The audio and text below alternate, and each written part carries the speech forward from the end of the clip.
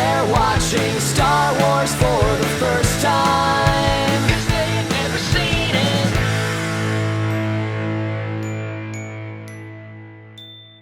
The dead speak! The galaxy has heard a mysterious broadcast, a threat of revenge in the sinister voice of the late Emperor Palpatine. General Leia Organa dispatches secret agents to gather intelligence while Rey, the last hope of the Jedi, trains for battle against the diabolical First Order. Meanwhile, Supreme Leader Kylo Ren rages in search of the Phantom Emperor, determined to destroy any threat to his power. Welcome to Haven't Seen Star Wars, a podcast where two lifelong Star Wars fans guide two franchise rookies as they take their first steps into a larger world, sharing their honest opinions and reactions to the goings-on in a galaxy far, far away. We just watched Star Wars Episode 9, The Rise of Skywalker, and I realized recently that the last couple episodes I haven't introduced people's names, so I just want to make sure that I shout out everyone on this podcast. I'm sitting here with Alex Larose Tico, Amber Verity, Steve Adi Mundi, and Mike Gibbs, son of Skywalker, might not become a Jedi. Those are my Star Wars pun names. Beautiful. That I spent way too long thinking of, and most of them were bad. That's amazing. Alex Larose Tico writes itself. That's right there. That's true. The other ones are a little clunkier. I literally for a second was like, wait, is that her married name? I was so confused. Same. I was like, wait a minute. You're like, oh wait, no, that's me. That's me. Yeah. Mike, do I have to have my hat up here now? Yeah, you got to get a big cone head. All right. So, guys, I feel like we talked about this movie at the end of our last Jedi episode, but I don't think I really set it up to be that this was given to Steve and I as the final entry in an epic 9-picture saga that started with A New Hope in 1977. This is the end of the Star Wars saga in a very real way. And yes, at least one movie has come out since then. And as our timeline goes, we're still going to watch 2 more after this. But as far as these episodes go, this is it. It's the furthest in the Star Wars timeline. We don't know what happens after this. This is this was the this presented to us as the culmination of 50 or 40 something years of storytelling at the time. Episode 9, The Rise of Skywalker. Amber, let's go with you. What did you think of The Rise of Skywalker? I really liked it. Even though whenever I was like, oh, I just watched this movie, people are like, oh, it's not a favorite by people. Yeah. I was like, okay, well, I really liked it. I wouldn't say it's my absolute favorite Star Wars movie, but yeah, I was emotional watching this movie for so many reasons, but then also just knowing I can't ever go back and watch these for the first time made me so sad. I was wow, I was emotional in all ways watching this movie, but we'll get into it for sure. We'll get into it. All right. Good. Alex, what'd you think? I have the same experience with all 3 of these movies. Everyone that which isn't a lot of people, which we were just talking about. I don't know a lot of people that are big Star Wars fans. I work with some, and my coworkers are not either they didn't go this far into the Star Wars world. They stopped after the last 3. Yeah. Or they hated these. And I'm like, whoa. Let me form an opinion. Yeah. And I like them. I really I think all 3, I really liked the 3 that we watched recently. Jeez. And I don't know. I thought this one was really good. I liked it a lot. All right. I enjoyed it. Cool. Well, Steve has something to say about this movie. I was like, let's hear it, boys. It's Steve's least favorite? It is. Ooh. This is your favorite one? No, my least favorite. Oh, I was like, what? That would have really shocked me. No, this so we've gone through this whole saga, and Mike and I have been talking on the the back burners of are they going to pick up on the fact that some of us have said that we've hit our least favorite, and then we got to episode 9 and no one. I think they were waiting. I think they've been waiting for you, buddy. Yeah. So yeah, this one is definitively my and still, Mike, you we had the conversation about it potentially shifting like your Attack of the Clones did. Yeah. I believe, let's put it this way. Actually, you know what? It may not be my least favorite anymore. I was Okay. gonna say, is this After like this your latest- like the end of the totem pole like Star Wars movie for you? It has been since it came out, since I've known Steve talking about this movie. It's been his absolute least favorite. But you're saying Yeah. you're saying I it might have feel risen. like- Like You're since the saying it day might it have came risen. out, and every year I rewatch it, attempting to make He it better does. in my head. My God, I feel like it's just like kind of a natural continuation of the Ooh. last one. We'll get into that. Yeah, we're Alex. definitely No? gonna- Sure. So, but again, we're, I missed I something. No, I think, agree. and one Okay. thing I've come to a lot on this is a lot of this comes down to the timeline thing. Of we had to wait. You guys are seeing it bang, bang, bang, Yeah. where Yeah. it may make more sense when you're looking at it in a linear continuity instead We're of not thinking 3 about years. Right.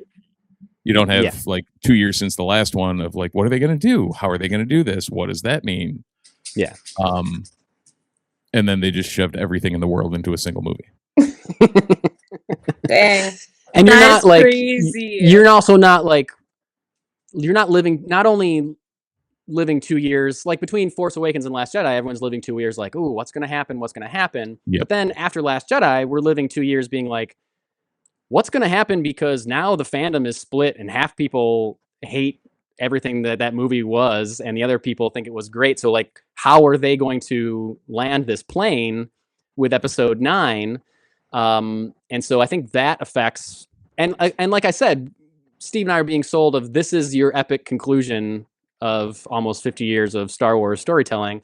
So I do not hate this movie. I get laughed at when I tell people that I like it. Really? Oh, Yeah, people. man. In my experience, this is a much hated film. I don't know really many people that really like it. Besides, I guess me and my son thinks it's really good, and my wife thinks it's okay. But there are things What that bother do her the about it other as well. fans want from this movie, I guess? Or are we gonna get into that too? Yeah, we can probably talk about it because I can at least speak for some of the non-shitty versions of those fans. Yeah, There's sure. There's And definitely a group of that fandom that is not liking it for various nefarious reasons. well, like Right. now there's people that are never going to be satisfied with anything Star Yeah. Wars does for the rest of time. People are going to Right. complain about it forever. I think, I mean, we can throw this in general thoughts, I think, for sure. Because, when we talked about Last Jedi, where it's like, well, a lot of reasons that people did not like this movie is the portrayal of Luke Skywalker. I think a big speed bump for a lot of people when it comes to Rise of Skywalker is that they bring Emperor Palpatine back out of nowhere with no setup at all. Right. And they don't even really tell you in the movie how he's back, why he's back, what's happening, like where did this come from? I And think if you they kind of lived threw through that- this, Mike, you also found that out from fucking Fortnite. Oh yeah. They announced that the Emperor was returning in this last movie via the video game Fortnite. They announced Well, it's crazy. which was That pretty pissed me lame. off. Pretty Yeah. lame way to announce something, I think. For sure. And there's also a lot of like, I don't know, when you talk about movies a lot on like a podcast, or you're just like into that, like into movie news and stuff, like sometimes I wish I didn't know as much stuff about behind the scenes stuff before I see a movie, because there was a lot of Yep. behind the scenes turmoil with this movie. There had an original director that was hired to do it. He wrote a script. He was casting it. They were ready to go. And then there was like creative differences between him and Lucasfilm, and he was fired. And so they brought back J.J. Abrams, who did The Force Awakens, and they moved the release date 6 months, but they didn't move the the filming date. They didn't move anything else. So he still had to come in, rewrite the script, make all of his changes with only like 6 months additional. And knowing that makes me, I can't not think of that when I'm watching this movie and think like, This kind of seems It like a makes first me draft more or whatever. impressed. Yeah. Good. Hearing They made that this- does yeah. like the opposite to me. I'm like, wow, Good. like I thought it was good, but I'm like hearing that it's kind of That's incredible, awesome. you know? Yeah. Yeah, I understand that too. Like they made this entire movie from like start to finish in like a year and a half, and they finished post production on the movie less than 1 month before it came out in theaters. They finished like it was real kind of down to the wire. And like, if anyone has like a creative bone in their body, or they tried to like write or make music or anything like that, I just feel like you understand so much more how big of a deal that is. Like, you know what I mean? No, like, it's hard to make a movie at all. It's hard to make a movie when you have all the Right. time in the world, let alone under a Right. deadline, let alone you're trying to, you know, close out All the pressure.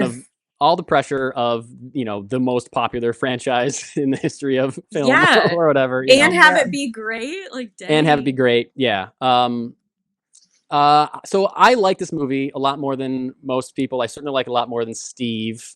But I do see its faults. There are things that I like trip on, but it's a thing where I'm just like, yeah, this is just what happened. There's nothing I can do about it. But my biggest complaint about it is that I wish that Kylo Ren was just the main villain. Like I didn't see a reason to bring the Emperor back in the way that they brought him back, and I kind of wish that the Emperor stayed dead. Yep. And that's my biggest complaint about it, I guess. Were you guys, when you read that opening line in the crawl, and they weren't like secretive about it, like the Emperor laughed at the end of the first trailer, like they announced he was coming back, like we knew he was in it, and we knew it wasn't going to be like a twist, because he wouldn't be in the trailer if it was like a twist, right? So we were like, he's going to be in this thing, but you guys didn't know that because you didn't see a trailer, you didn't know that ahead of time. Right. When you read that line in the crawl, were you shocked, surprised, happy? How did you feel about seeing that line in the crawl? The Emperor coming I was back. like, am I in the right movie? At first I was like, oh shit, like thinking I had the wrong one. But I was excited because I'm like, ooh, why? Like I need to know. Mm. All right. Yeah, like someone we know. I don't know. I guess I didn't like. I was pumped. I didn't for flag that, it like people, like probably like big fans do. Like Yeah. whoa. Like, let's get some Right. explanation. What's happening? Like, I'm like, all right, that's where we are. Like, Right. Yeah. Right. Yeah. buckle Yeah, in. Like, perfect. and I'm Yep. here for it. And I feel like we kind of needed another villain, right? Because Kylo Ren. Exactly. Because they Had to come- inexplicably killed off the last one in the last movie. Yeah, because they killed Snoke. So yeah. Oh. Yeah. I just kind of wanted Kylo Ren to be like the guy, and like Yeah. I feel like there's probably could have been a way that he still becomes Ben Solo again, while still, I don't know. I mean, I hate He talking. still I was hate- the guy. Because the whole time here he is trying to like take out the guy on top to be the guy on top. Like it's kind of Yeah. it plays so much into his character of like Mhm. trying so hard to fight into being the Juggling. ultimate thing that he just isn't at the He end of can't the be. day. You know what I Yeah. mean? Yeah, Like, for sure. That just fits with his character so well to me. True. So I'm so surprised that people felt that way, because I'm like, oh, this is the most Kylo Ren shit I've ever heard. Like, Right. of course he's not quite on top yet, because Yeah. just like how Luke kind of struggled with, you know, being I don't know, just all over the place and not really like following Reckless, the unfocused, Jedi. kind of, yeah. Yeah. It's like Kylo Ren kind of still fought that same urge, except moving away from the dark side to the light. So it's like he had that same trial that Luke Yeah. Skywalker did. Mhm. So it kind of makes sense that he had someone, but Yeah. Again, I'm not gonna. Anytime I'm watching this movie, I'm having fun with it, because like I wasn't. There were a lot of people that were mad coming out of the theater. I was not one of those people. I think like just based on like the behind the scenes stuff that I knew, I was like, I really like The Last Jedi, but I'm not sure what this last one's going to be. So I'm just going to go in and like have fun watching a Star Wars movie. And that was my attitude. And that helped me kind of embrace it and enjoy it. And it's kind of gone up and down a little bit, but at the end of the day, I really like these characters, and I like seeing them interact, and you know, it's easier for me. And I think this movie looks really good. Like maybe it's not paced perfectly, and there's like they are cramming a lot into the plot. Like when I was writing the synopsis for this, it was like exhausting, right? I was like, and then they do this, and then they find this, and then they go here, and then they do this, and then they find this, and they have to go this. I'm just like, wow, a lot is going on. Mike But I still have actually fun with it. texted. He actually texted me and our friend Matt and said, Yeah. "I'm trying to rate the synopsis, and holy shit, there's a lot going on in this movie. Like, Exhausting, what are yeah. they doing?" Yeah. Now, also for the record, I find there's a ton of awesome Star Warsness in this movie. It's not like I hate the whole movie or anything. Oh, yeah, there's a lot of cool stuff in this movie There's for sure. there's a lot of cool things that happen, Hard to and a argue. lot of like good plot points, a lot of good story points, and all that. Yeah. For me, it's more the movie as a whole and where it fits into things. Like, It's a little disjointed. if as a somebody film. said, "Do you want to watch this?" I'm not going to say no. Like, yeah. it's a Star Wars movie. I'm still going to watch it, and I still am going to enjoy it. Yeah. Yeah. The other big plot point that I want to hit up on top is something that a lot of people don't like about this movie. Something that my wife hated when she first saw it. She's like softened on it now. They kind of contradict what they said in The Last Jedi about Rey's parents being nobody, and they reveal that Rey is the granddaughter of Emperor Palpatine. What did you guys think of that reveal?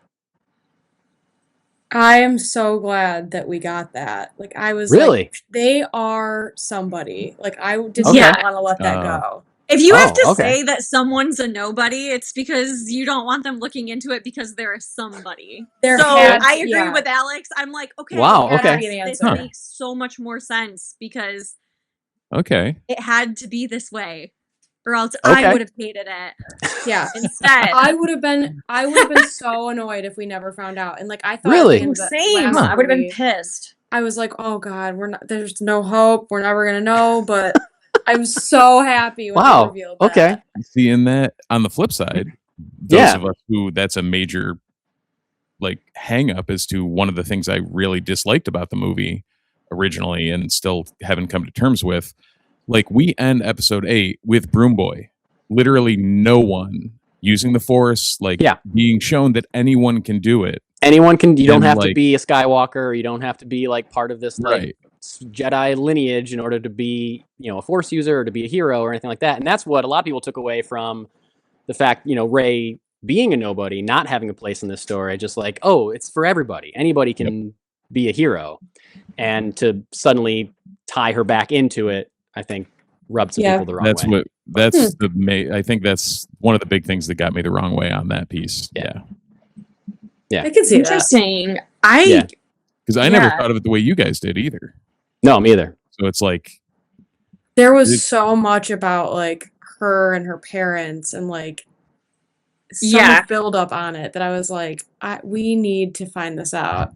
And I really didn't think we were going to after the last movie, but Neither did I. I thought that was put to bed. Yeah. I was like, okay, she's a nobody. Great.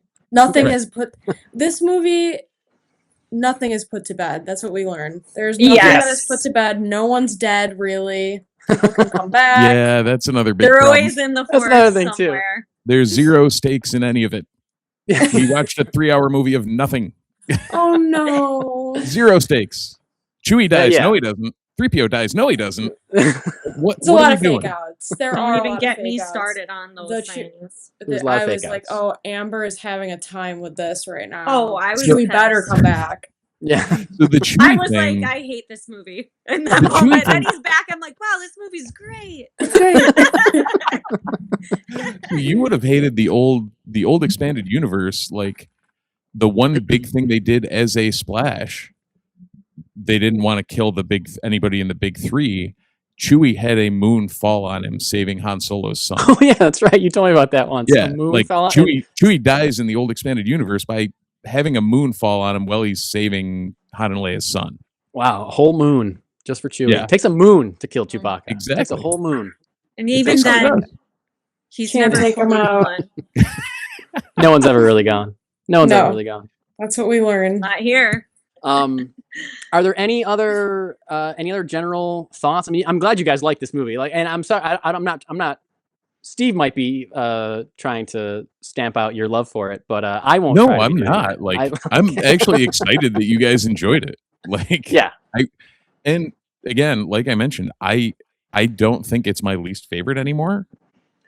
And I don't know whether that's because this got better for me or the other one got way worse. Worse. Oh no. But What one? like episode 1, Phantom was Menace, I think he's hot talking about. Yeah. garbage.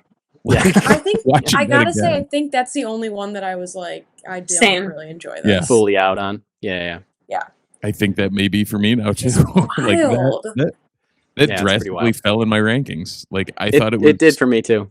Yeah. And like, not only watching it, but talking about it made me like it less. Also, Yeah. I'm like, there's not really anything to talk about. Nothing really. Yeah. Alex and I are trendsetters. Yeah, you really are. I mean, you've definitely helped change and shape my attitude towards a lot of things in these movies, for sure. I've talked about that a few times. And but for anyone who's listening, you can hear Mike and I talk about how they're shaping any of this by checking out our Patreon for $3 a month. You can listen to the two of us that's right. overanalyze even more about Star Wars films and Yes. Yep. our co-host reactions to them. And yeah, it's mildly hilarious. It's Also mildly changing, hilarious. whatever. Yeah. Yeah, we talk about what Amber and Alex thought. We talk about what we thought. We talk about how their reactions are changing how we see these movies. It's a lot of fun. So yeah, Patreon. You're going to also find Haven't Seen Star Wars on social media, Instagram and Threads. Check us out. And it's crazy that we've watched all the saga movies already. It's crazy to me. Like, it's just... I know. As soon as we started actually releasing these episodes, everything started going by really fast. Yeah. Really fast. I was sad. And I was also like, oh my God, I wish I could just rent out a movie theater and like watch this in the Right? theaters so bad. I like the whole time during this movie, I was like, wow. The music I loved in this one, by the way, that Oh, yeah. general thought I had. And I'm like, So good. what I would do to see this in the theaters right now. Yep. Crazy. John Williams was nominated for an Academy Award for this score, I believe. I, mean, don't think he so won, good. but You can say that about any of his scores, but yeah. But also, Um, this was he is officially retired from Star Wars now. He said this is his last. this was his What? last film. Yeah. Wow. Yeah.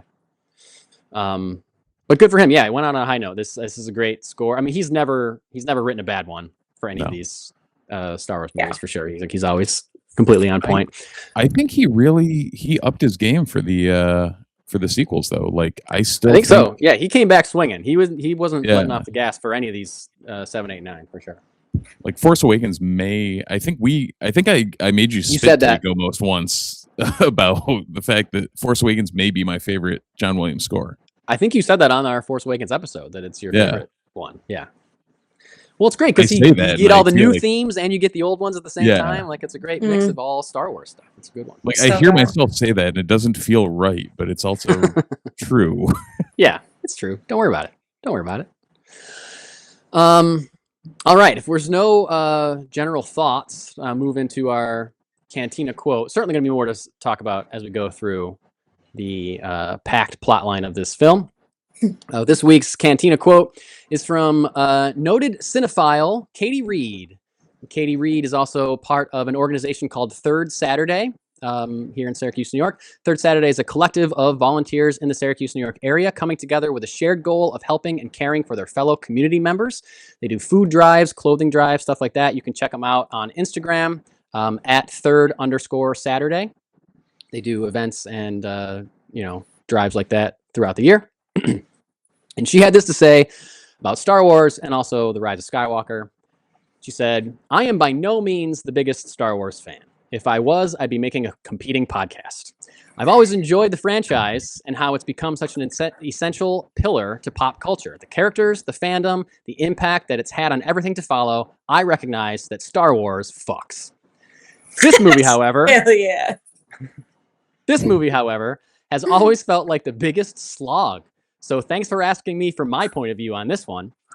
Forcing the constantly handsome Oscar Isaac to have such terrible expositional dialogue like, "Somehow Palpatine returned," will forever have my eyes rolling into the back of my head and cursing J.J. Abrams. I am just grateful they used footage of Carrie Fisher to help give her the send-off she deserved. Justice for Rian Johnson, the director and writer of The Last Jedi. Shout out to him.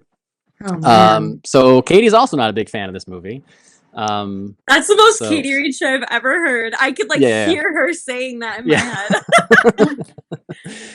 Katie Reed, also a mutual friend to Amber and I. What did you guys think, before we get into that, what did you guys think of the unused footage of Carrie Fisher, the footage of her that they kind of spliced into this movie? Did you think that worked? Did it bother you, or did you could you tell that it wasn't her? No, I think it worked. Yeah. And I So- appreciate it so much. Yeah, I so couldn't imagine watching it when you guys did. I would have been like a sobbing mess. I But know. obviously I'm watching it at a We different were too. time. Yeah, so Yeah. so all it of still it made me was tear up. all of it was like old footage that they like Anytime you saw her face, it was footage of her from The Force Awakens. Because I don't think they had any unused stuff from her from Last Jedi. I think they used Okay. everything that they had or that was usable. So it was all Force Awakens stuff. Yeah, There are body double times for her there a are couple times of- when there is a body double, I think. If they show her from behind. right. There's one scene where she's being helped walk away or whatever towards the end. I think that's a body double for sure. But yeah, I think it looks really Wow. good. They put her she looks like she's there at least. Mhm. I think, and maybe this is from watching it multiple times and knowing that they only had a certain amount of dialogue. There's at least one scene where Rey is giving her a paragraph of dialogue, and then it cuts to her and she just says no, and then Rey gives another whole paragraph of dialogue. You can tell this isn't really a back and forth between two actors. Yeah. But I think they probably did Right. the best job that they could with it. The other option would have been to just have her be dead off screen, I guess, when the movie starts, and Yeah. them already being sad about it, But Mhm. I don't know. And Yeah. any of the young Carrie Fisher is Billy Lord. Oh, in that flashback, because we Yeah. do get a flashback to Luke and Leia training in this movie. So that's her quickly. daughter with her face superimposed. Or Yeah. we don't even really see her What? face. Oh my but- gosh. Well, I don't know if we said that her daughter has been in all three of these sequels. Lieutenant she's Connix. Yeah, she's like a lieutenant in the Resistance. You'd recognize her. She's What? got little buns on the top of her head. It's kind of a reference to Leia's hair in the first. If you Oh see, my you'd God. recognize her Oh if my we gosh, pointed her out. cute. Yeah, she's been in Yeah. all three. Wow. And I Love remember that. I read an interview with Mark Hamill, I think maybe before Force Awakens came out or after, but someone was asking him when did you find out that they were making more Star Wars movies? And he said that George Lucas asked him and Carrie Fisher to go out to lunch and said, so I'm selling the company to Disney and they want to make more Star Wars movies. And I'm wondering if you're interested. And Mark Hamill said that Carrie Fisher immediately said, if my daughter can be in it, then I'll do it. Just immediately out of her mouth. Where Oh. for him, it was this big, oh my God, I don't know if I can approach that again, or can I do that character again? She was like, yep, as long as my daughter can be in it, I'll do it. I was like, Oh. I love that. Yeah, I didn't know that. That's so cool. yeah. I think she recently came out and basically said publicly, hey, if they ever recast Leia, I want to be in consideration. Yeah. Mm. She had said, I would So- love to play Princess Leia Yeah. in Star Wars if they ever want to Aw. do that. And I Oh, think I that's love that. a pretty good idea. Yeah. I think that's a great idea. Yeah. We'll see if it ever happens, but let's dive into the synopsis of this movie because we got a lot to get through. So this takes place 1 year after The Last Jedi. I did the research, did the math. A full year after, pan down from the cross, see Kylo Ren slaughtering a bunch of people on a planet on his way to obtain a Sith Wayfinder.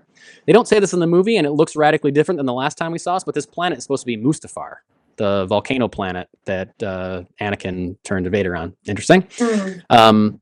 He takes the Wayfinder to a planet called Exegol, where he goes down into a Sith temple and confronts Emperor Palpatine, who is looking pretty ragged.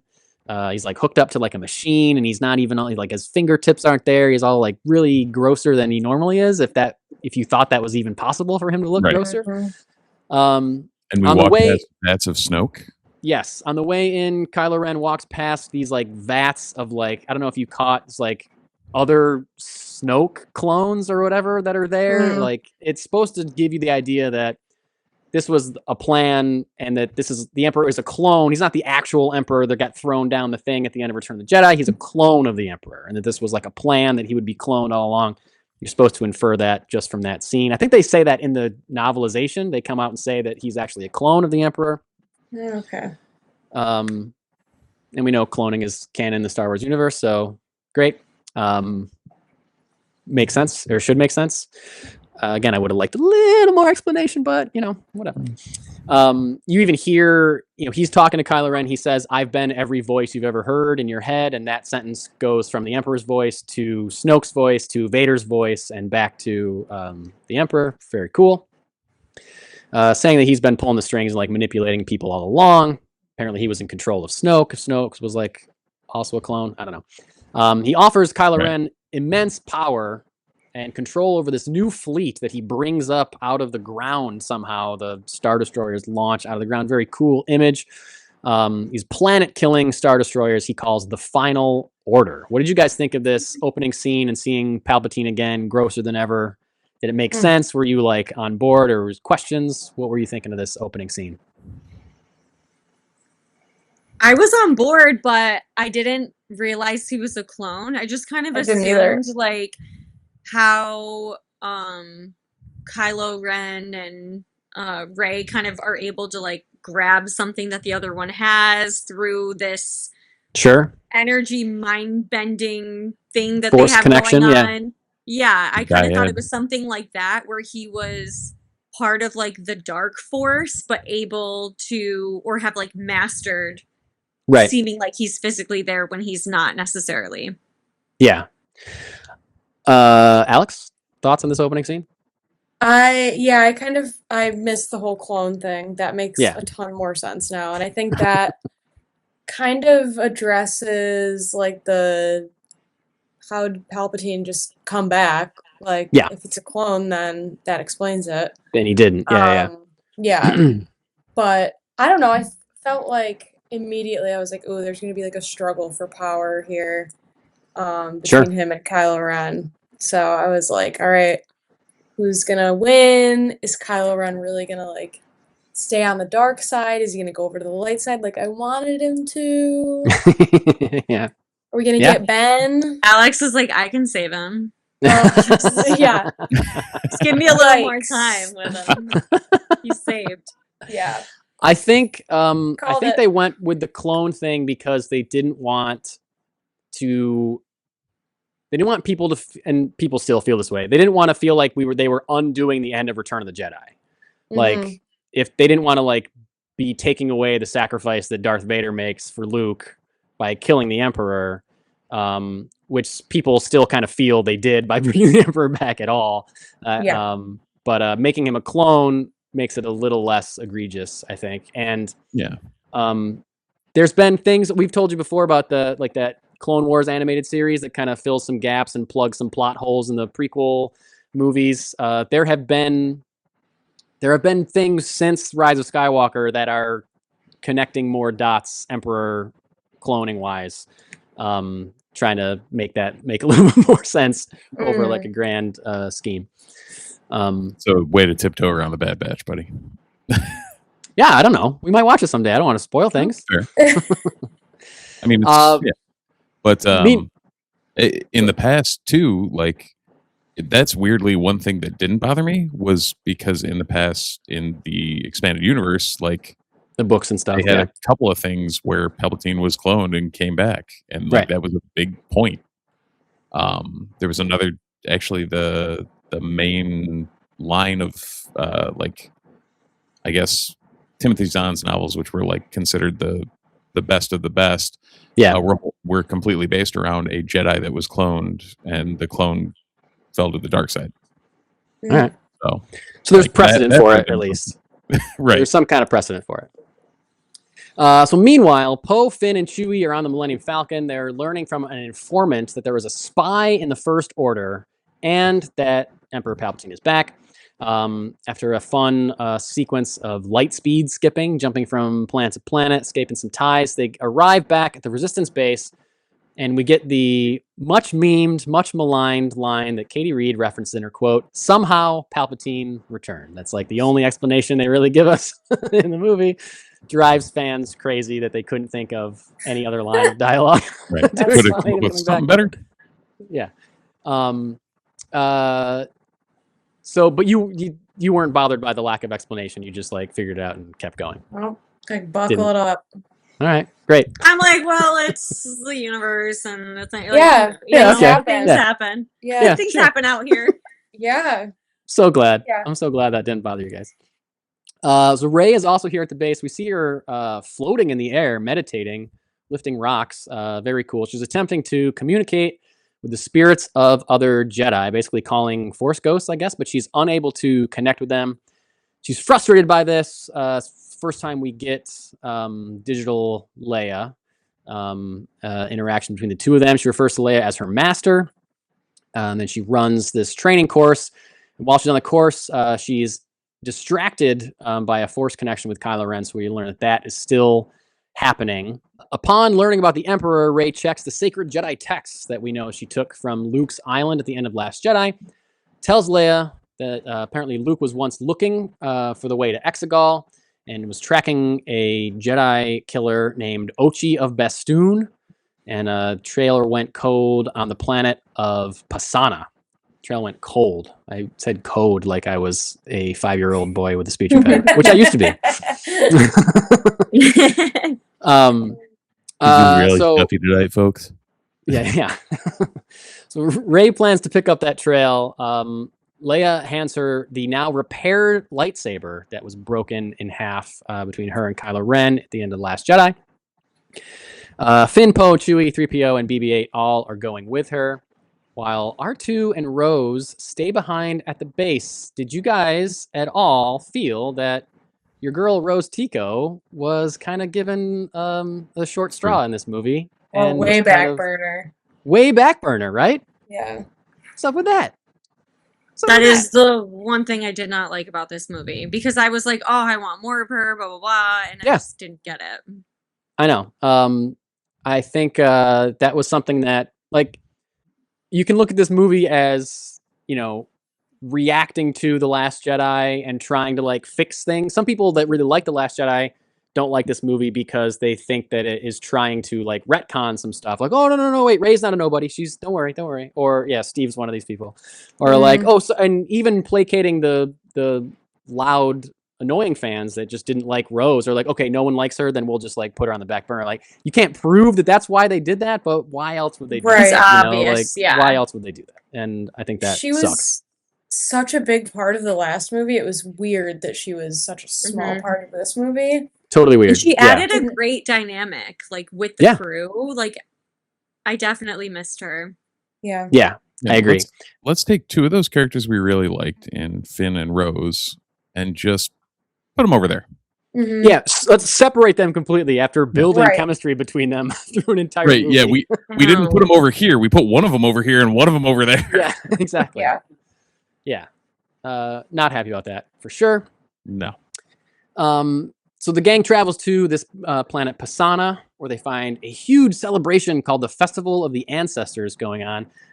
It's kind of like a galactic Burning Man, like a party in the desert, with a bunch of cute little aliens and stuff. What do you guys think of this festival? I think it's a cool environment for a Star Wars movie. Galactic Burning Man is the best way to describe it. Yeah, it's pretty great. I liked it. Yeah, like you're going back to another desert planet. You might as well do something different with it. I feel like put a party there.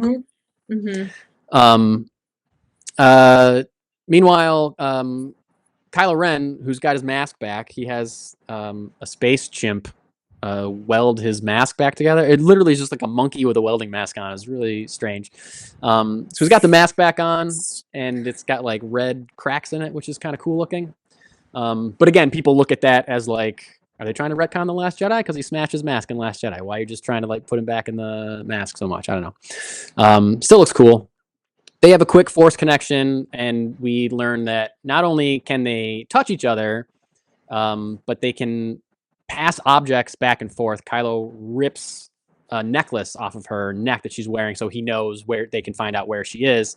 That is one thing I do like the evolution of in this movie. The evolution of their Force connection is done really cool, where sometimes they're like, there's one later where they're like walking in and out of each other's like reality. Like the set keeps kind of changing. Like, it's really cool, and that they're able to pass stuff back and forth. Like, I think that's very cool. Like I said, just showing like more that they can do with that cinematically. While sorry, I feel like, why am I so like lost with this. You're fine. explanation. There's a lot going on with this movie. There is a lot going There on with this movie. There is a Dude. lot. Steve's going like, on. I cannot defend it. No, I can't. To be fair, like the first section we've talked about, like the Exegol thing, outside of Palpatine somehow returning, cinematically, visually, it was awesome. Like it was Yeah. really cool to see the hyperspace Yeah. skipping stuff. That was really cool. It's like fun. Yeah.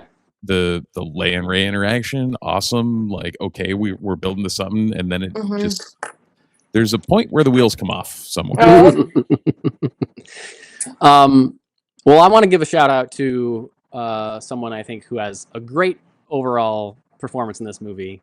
Our boy C-3PO, Human Cyborg Relations. I think this is a great 3PO movie. He's got a lot of funny lines and a lot of moments throughout the entire movie. Like when they get to Pasana, he's the one that knows about he's like, it's the festival of the ancestors. It only happens every 46 years or whatever. And they like do something where It was they all his turn and time look to at him. shine. Yeah. This movie, for Yeah. sure. He definitely shines for sure. Literally and figuratively. He's bright gold. Yeah. He shines. So they're looking for information, but they're spotted by First Order troopers. But they're ushered to safety inside this like big kind of tank vehicle by a mysterious masked character who turns out to be Lando Calrissian, returning to the sequel trilogy for the first time. I feel like ever since he wasn't in Force Awakens, fans were like, "Where's Lando? Is Lando coming back? Why? What do you do with Lando? Let's give us Lando." So here he is. Were you guys excited, surprised to see Lando? Happy? Didn't care? What do you guys think about the return of Lando Calrissian in this movie?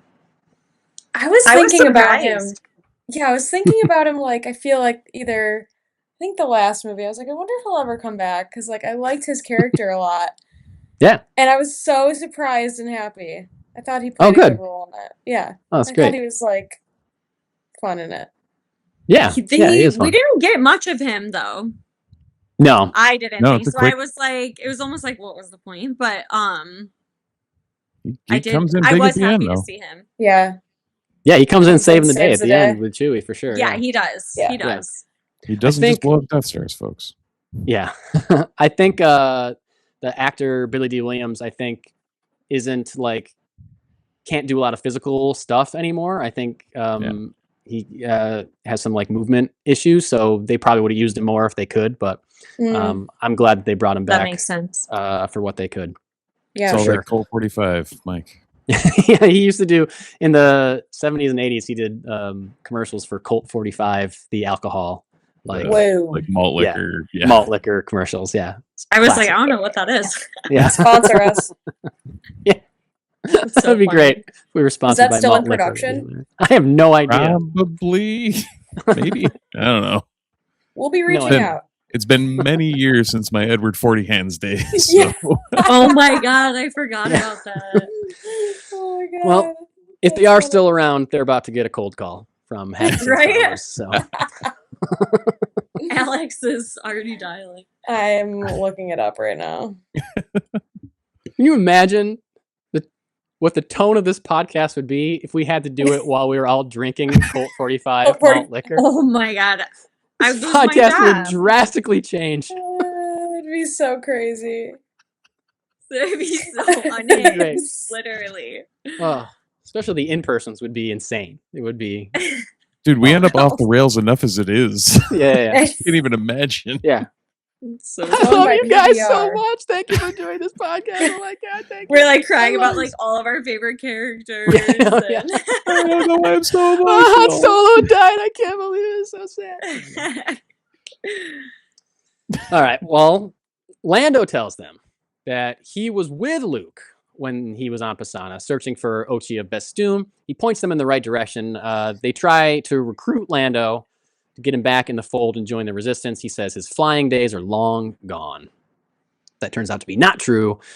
But we get this cool speeder chase that I really like through the desert. They're like speeders that they're on, kind of have masts. They look like pirate ships almost. It's like a cool look to them. BB-8's like exploding pressurized tanks in the air to create like clouds of smoke. Stormtroopers are getting launched off of their things with jetpacks on. Pretty cool. They're like, guys... they fly now? Yeah. Did you like that they Because fly I remember now thing? thinking the same thing. I Yeah. was like, Yeah. oh, dang, they Yep. fly now? And then they were talking about it. It was so funny. Yeah. Did you like the flying stormtroopers as a development? Yeah. Because it Yeah. makes sense that their technology would develop. Right. Like, Right. Well, I mean, it's the- exactly. Never mind. This is another hardcore Star Wars fan problem with this movie is that if you like that, there are other instances in non-Star Wars movies, books, comics, cartoons, whatever, of stormtroopers flying years before this. So for them to introduce it now and feel like it's like a new thing is like, what? We've seen this before. But that doesn't mean that equivalent. Poe and Finn and Rey have seen it before. It could be the first time that they're True. seeing flying stormtroopers. Amber and Right. Alex haven't seen it before. Right. Exactly.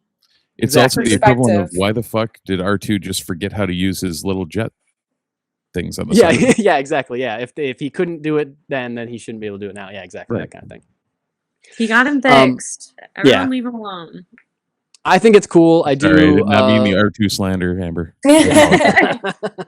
How dare you, Steve? In front of I Amber? know. Seriously. I think it's cool shooting stormtroopers out of the sky. Something I've never seen in a Star Wars movie, so I'm down with it. But this chase ends with them crashing into these like sinking fields or like quicksand kind of thing. They're getting sucked underground.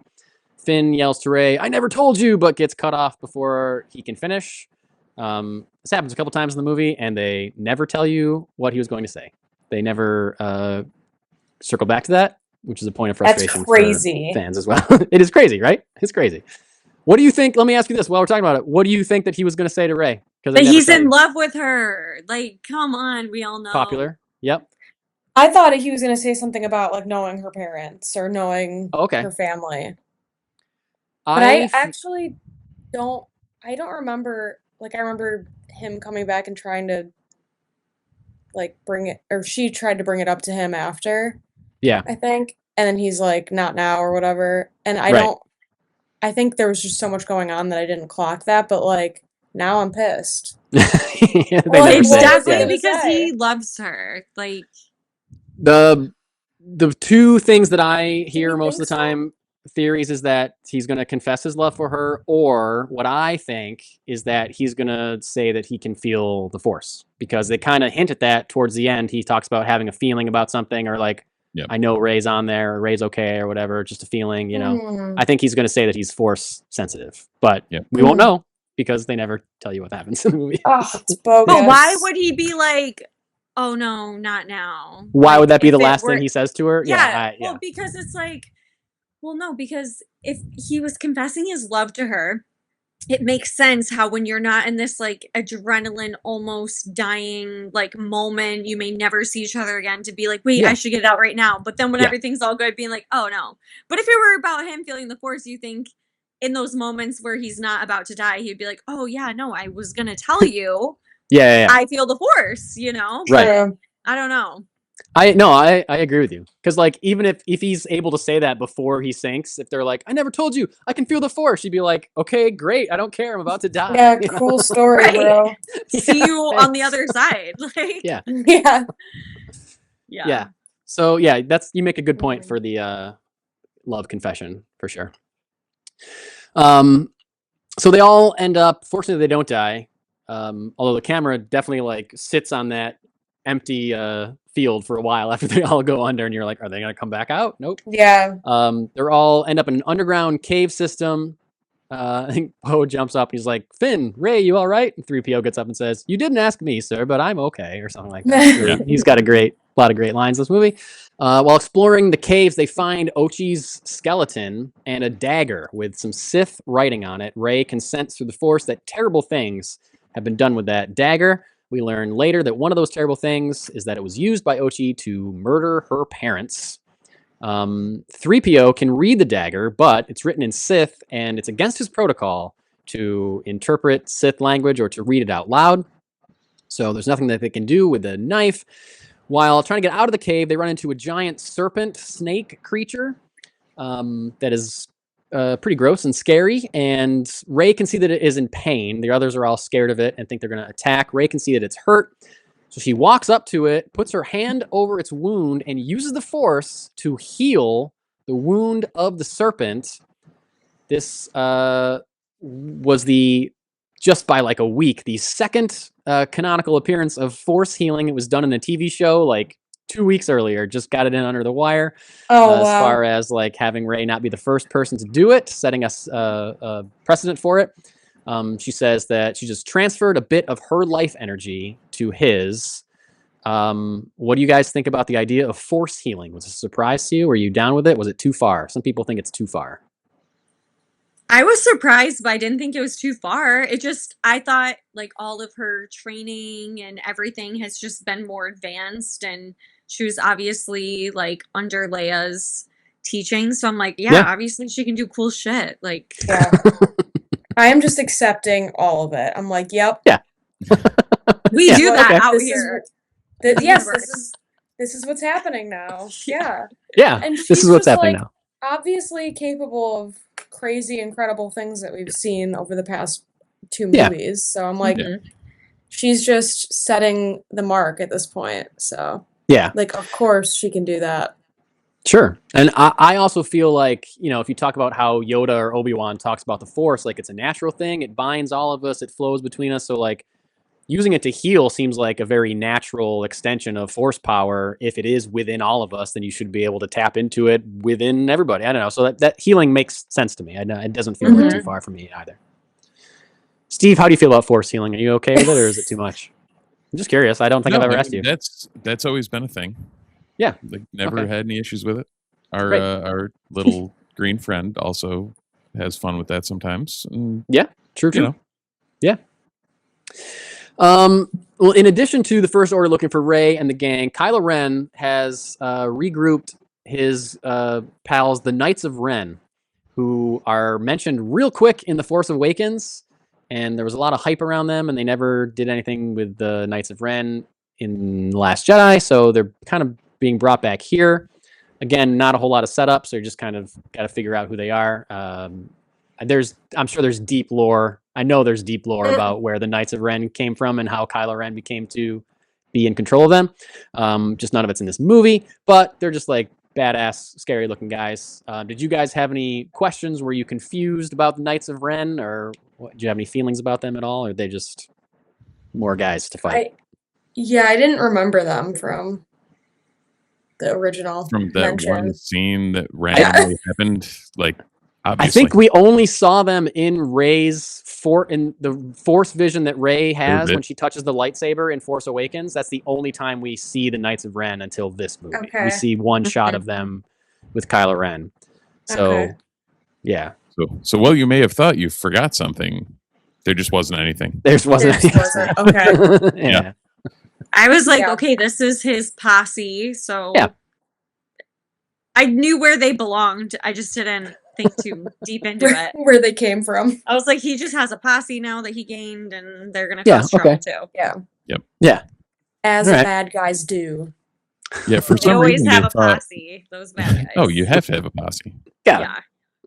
Yeah. For some reason, I thought it'd be a good idea to have that one scene in the flashback, and then fill out everything else in comic runs, and then throw them huge into this movie for that. Like what? Yeah. A lot of people were confused as to who they were, and like you, Alex, thinking like, "Wait, was I supposed to know who these guys are?" But they're also on Pisana. Our heroes cannot go back to the Falcon for fear of being captured because they know that the Falcon will be like surrounded. So they're checking out Ochi's ship to try and escape. Rey senses that Kylo Ren is near. She goes outside. Shortly afterwards, Finn asks Chewie to go get Rey because they have to leave. Chewie, who has the dagger, is captured by the Knights of Ren. We see him being loaded onto a First Order transport. And we get probably my favorite thing in the entire movie, one of my favorite things in the entire franchise, where Rey knows that Kylo Ren is coming in his TIE fighter. She's standing just by herself in the middle of the desert, waiting for it to appear on the horizon. She ignites her lightsaber, It's timing it. It's coming straight at her. She runs the opposite way for a few yards and then does a slow motion backflip and cuts the wing off the TIE fighter while she's in midair as it's going underneath her. I think this is the coolest fucking thing. I love it so much. It's sick. It's She's just a like what you badass. guys were saying about like Rey's. It's like, yeah, she can do it. She's been training with Leia. She used to train with Luke. Like, she's got it. She's got it. She can do it. Yeah. Show it off, girl. I just love it so much. It's the coolest thing. Finn yells to Rey that the First Order has Chewie, and Kylo Ren, after she chops it off, Kylo Ren's TIE fighter crashes in a spectacular way that I'm shocked that anybody could survive that. Yeah. But it's like the ball thing is like rolling around, like he's got to be liquid inside of that. How is he? How is he still alive? Finn lets Rey know that the transport is taking off and that they have Chewie, so she uses the Force to stop it in midair. Speaking of Rey being able to do anything, just keeping it from taking off, Kylo Ren, who has survived the insane crash, also begins to pull on it. So they're like locked in a battle for pulling on this, similar to how they were with the lightsaber in The Last Jedi. Rey, you see her strain for control of it when, shockingly, Force lightning shoots out of her hand and destroys the transport. And then she and everyone else thinks that she just killed Chewie. What are your thoughts on this whole scene? Horrified? Were you terrified that Chewie was gone? I was so I thought he mad. was a goner. Yeah. I did too. I was so convinced and I was mad. Yeah. I was like, 'Cause yeah. I was thinking of you Amber the should be entire sad. time. They're like, oh, it's not your fault. I'm like, but it is. Like, I blamed her a little bit. I'm Take like, some this is all ownership. your fault. You took our guy. Like, Yeah. You weren't ready for that movement, clearly, you know, but Clearly. yeah, because Yeah. I don't really know why it like exploded or whatever, but I'm like, is it because she was angry? And then think it she's- wasn't like all light force because like her anger was coming out, or what was it? I think that's it, because I think that's certainly the first hint that she is related to the Emperor, because the only person we've only seen two people use Force light with, like, we see Count Dooku use it once, but mostly it's an Emperor thing. We see the Emperor use it on Luke at the end of Return of the Jedi, and on Mace Windu in like Revenge of the Sith. Like, and Yoda when he's fighting Yoda at the end of Revenge of the Sith. Like, he's the guy that uses Force lightning more than anybody else. So that's the first hint that she's related to the Emperor, I believe. But also, yeah, I think that she's straining. She's probably trying to use more power than she's ever used before. She kind of loses control of it, and that kind of comes out. I don't think she's certainly not trying to explode. Yeah, no. Yeah. That was like a real shock to me in the theater. I remember I was knocked out when the Force lightning came out of her hands. I just did not expect that at all. Yeah. Crazy. I can't imagine seeing that in theaters. And yeah, Chewie dying in theaters, was everyone crying? Like, I would be crying in theaters. I was pretty sure that he wasn't dead. I was like, okay, but how? Really? How was he Well, not dead? I guess, okay. Yeah. How was he not? Well, there's a line. I didn't get that. Okay, that's the thing. There's a real quick line. They do real quick. I feel like He was on a different transporter or something. Yes, one line. But, like, there must have been a different transport is the line. Yes, Like, exactly. In what line of vision? Was Exactly. Yeah. See, There Alex, that's wasn't the kind of thing that Steve and I like bump into with this movie. There's a lot. We feel like there's a lot of that. There's a lot of like, we'll do this because it's cool, and we'll just have somebody like say something real quick, or not have anybody say anything at all. We'll figure it out. You know. Yeah. I guess when my wife was very concerned that Chewie was dead when we saw this in the theater, and I think I was kind of in disbelief because I was like, I couldn't believe that if they were going to kill Chewbacca the Wookiee, one of the biggest characters in all of these movies, yeah, like, put some respect on the man's name, the mighty Chewbacca. I was like, if they're going to do that, they would give him a better death. Like, they can't I guess I was of two minds. I was like, he can't be dead. If he is dead, then I fucking hate this movie for disrespecting my boy. No, that's Chewie. how I felt too. Yeah. So that's where I was, but I was like, I'm holding out hope that the movie is smarter than to just throw Chewbacca, the goddamn Wookiee, out the door with little fanfare or no epic death or anything like that, you know? Wasn't in Valor, Exactly. Yeah. Fortunately I was right. And they do make you wait a little bit. They do make you wait too long. a few minutes before they bring back Chewie. And they make sure he's okay. So the crew, they escape in Ochi's ship. And on Ochi's ship, they meet a little anxious cone-faced droid named Dio, who kind of rolls around on one wheel. Doesn't have a lot to do. I love him. He's cute. You loved him? You like Dio? Yeah. I love how he's like, oh, no, thank you. No, thank you. No, thank you. He needs to heal a little bit. I'm He's been traumatized. He's the droid with PTSD, right? He's the rescue droid. Yeah. So cute. Thank you. Like Ray like oils his wheel and he's like very appreciative. You know, he's no thank you. No thank you. Yeah, he's great. I just kind of wish he had more to do. They don't really do anything with him except have him roll around BB-8 and look cute. I do like his cone face design. Certainly a unique. Haven't seen a droid look like that before. Very cool. Yeah. They don't have the dagger anymore because they think that it was blown up with Chewie. But 3PO says that the inscription is still stored in his memory, and that the only way they can extract it, because he can't say it out loud, is to find a black market droid smith or have somebody like pull the information from his memory. Poe happens to know one, so they set a course for a snowy mountain planet named Kijimi, I guess, where they meet Poe's former teammate and I would say likely ex-girlfriend. Lover? Yeah, totally, right? A little tension there, Definitely more than a little tension, I would say. Zori Bliss, she's played by Carrie Russell. Any thoughts on Zori Bliss? I liked her. I wish I liked her too. I loved her by the end. Yeah. I'm like weirdly attracted to her, even though you never see her without a helmet on. I think she's like really hot with that helmet. And you see her eyes like once, but like even without that, I'm just like kind of into you, Zori Bliss. She's hot under there. Yeah, right? Yeah, you know. Got that voice. Yeah. We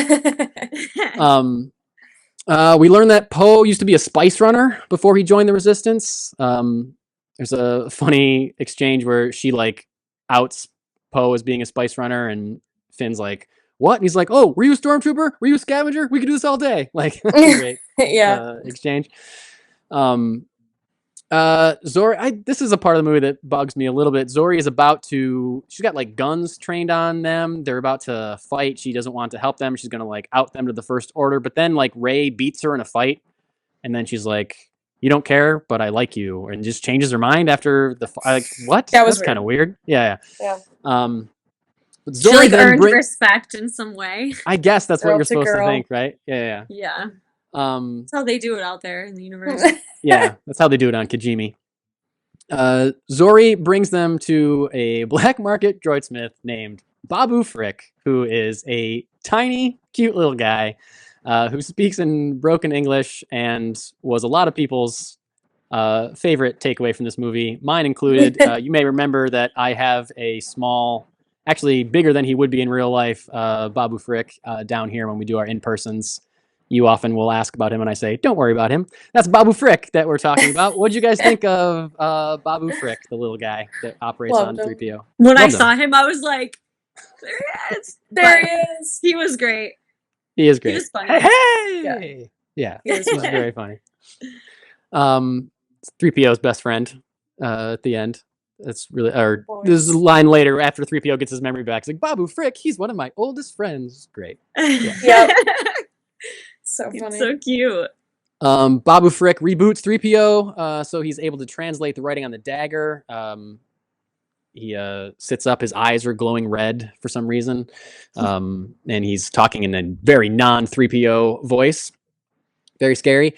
Says that the Emperor's Wayfinder is located in the Imperial Vault on a moon in the Endor system, where we've been before. Only this blade tells. It gives coordinates to the planet.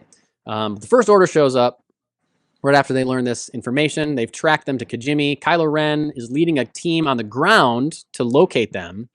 At the same time, Rey can sense that Chewie is alive on Kylo's ship. So while Kylo Ren is coming down to the planet, they are going up to the ship. to try to save Chewie and get the dagger back. They sneak aboard the ship, kind of blasting their way to Chewie. Rey has a feeling, splits off from Poe and Finn to find the dagger. Poe and Finn rescue Chewie, but are captured and ordered to be executed. But they're saved by General Hux, who turns out to be the spy, saying, "I don't want you to win. I just need Kylo Ren to lose." What did you guys think of the development that General Hux is the spy in the Resistance? Did you care? Were you surprised? I didn't care. Yeah. I kind of sensed it. Like I was like, I think that might be our spy. Yeah. But I'm kind I'm of like, oh disappointed we god, didn't he's get so like. loyal. Yeah. I thought like maybe we would get more from that. I feel like that kind of just like Yeah. dies off that Yes. storyline. Like Yeah, exactly. I don't know, like that could have been cool. That could have been like a cool side plot. Yeah, I think, I mean, when Steve said earlier that they just crammed so much into this one movie, or he said something like they crammed 3 movies into one movie or something. I don't know what joke he made, but that's kind of what he means, I think, where they like, this could have been an interesting thread through an entire movie if like Hux is like sneaking around or trying not to get caught or whatever. And, you know, there's an animated series actually that has a plot line like this where somebody's like feeding information to the rebels and it goes throughout the course of an entire season. It's really interesting. So it's like, oh, I've already seen this kind of thing done better in a cartoon. And this is kind of gets written off really quick. So that's I guess that's kind of how I felt, because it happens really quick, and like I guess I would have liked a more I don't know, they kind of just like write off Hux, like I don't know, he doesn't have a lot to do in this movie in general, and then he just like kind of dispatched quickly. Yeah. Do we know like why he hates Kylo Ren so much? Just like personal differences, or like is there a reason? Petty bullshit. Yeah. I think it's petty coworker bullshit. Like we've kind of seen through the Force Awakens and Last Jedi that they don't really get along. They kind of argue about stuff, and they're both fighting for Snoke's approval, like that kind of thing. So it's probably just baked in there, I think. But yeah, but nothing. Again, they don't give us any reason other than I just want Kylo Ren to lose. You know, which is another thing. It's like could use some more explanation. They don't expand out. Yeah, exactly. Yeah. Bummer. You were right. Bummer. That was. I heard it when I was coming down the stairs. That's another one of the things. Like the whole treatment of that Hux thing is like, it just seems ham-fisted compared to how they could have done it if they wanted to make it that way. Right. Yeah. He's killed. No problem with it. Yeah.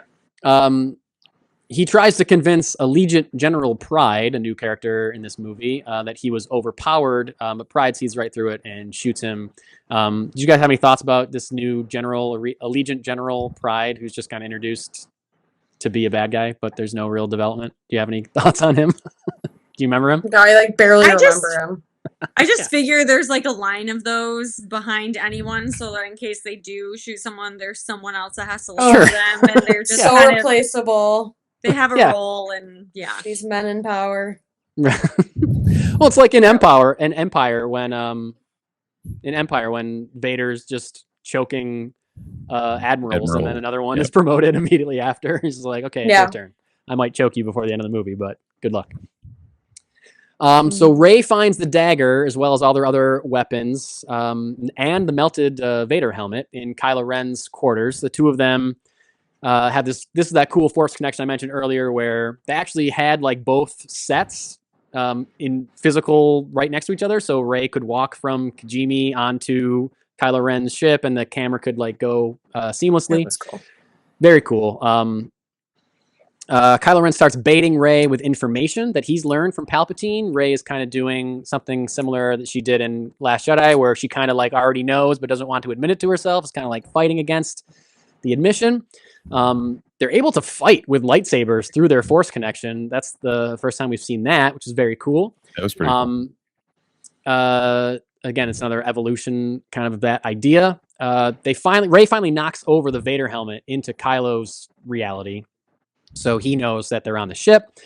And then it's kind of like some convoluted stuff I didn't even know how to write. I just wrote, long story short, Kylo ends up confronting Rey in the hangar of his Star Destroyer, and tells her that she is the granddaughter of Emperor Palpatine, kind of gives her the classic "join me and we can take him out and rule together" pitch, because he says what the Emperor does not know is that the two of them are a dyad in the Force, a sentence we've never heard before. Two that are one. Rey is picked up by the Falcon, leaves Kylo behind. You guys, you liked the reveal of that she was the granddaughter of the Emperor. You said that already. Did you? Did you have any?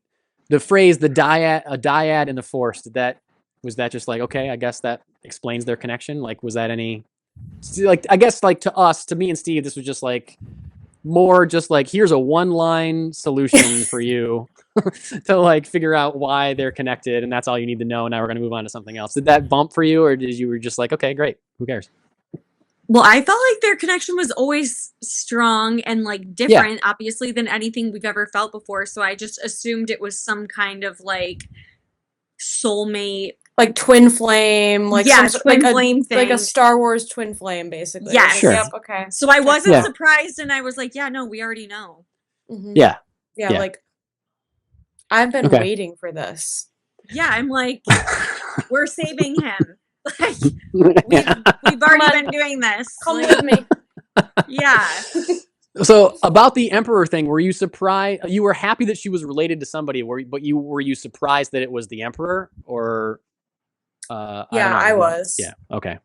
Yeah, I was too. But I was like, okay, perfect. I was very satisfied with that because, like, I guess this could be on either side of like loving it or hating it, but it's like Luke was like, oh, well, you're the son of this bad guy and whatnot. And it like makes sense as to like why he had this like pull and this longing to like go down the path he did.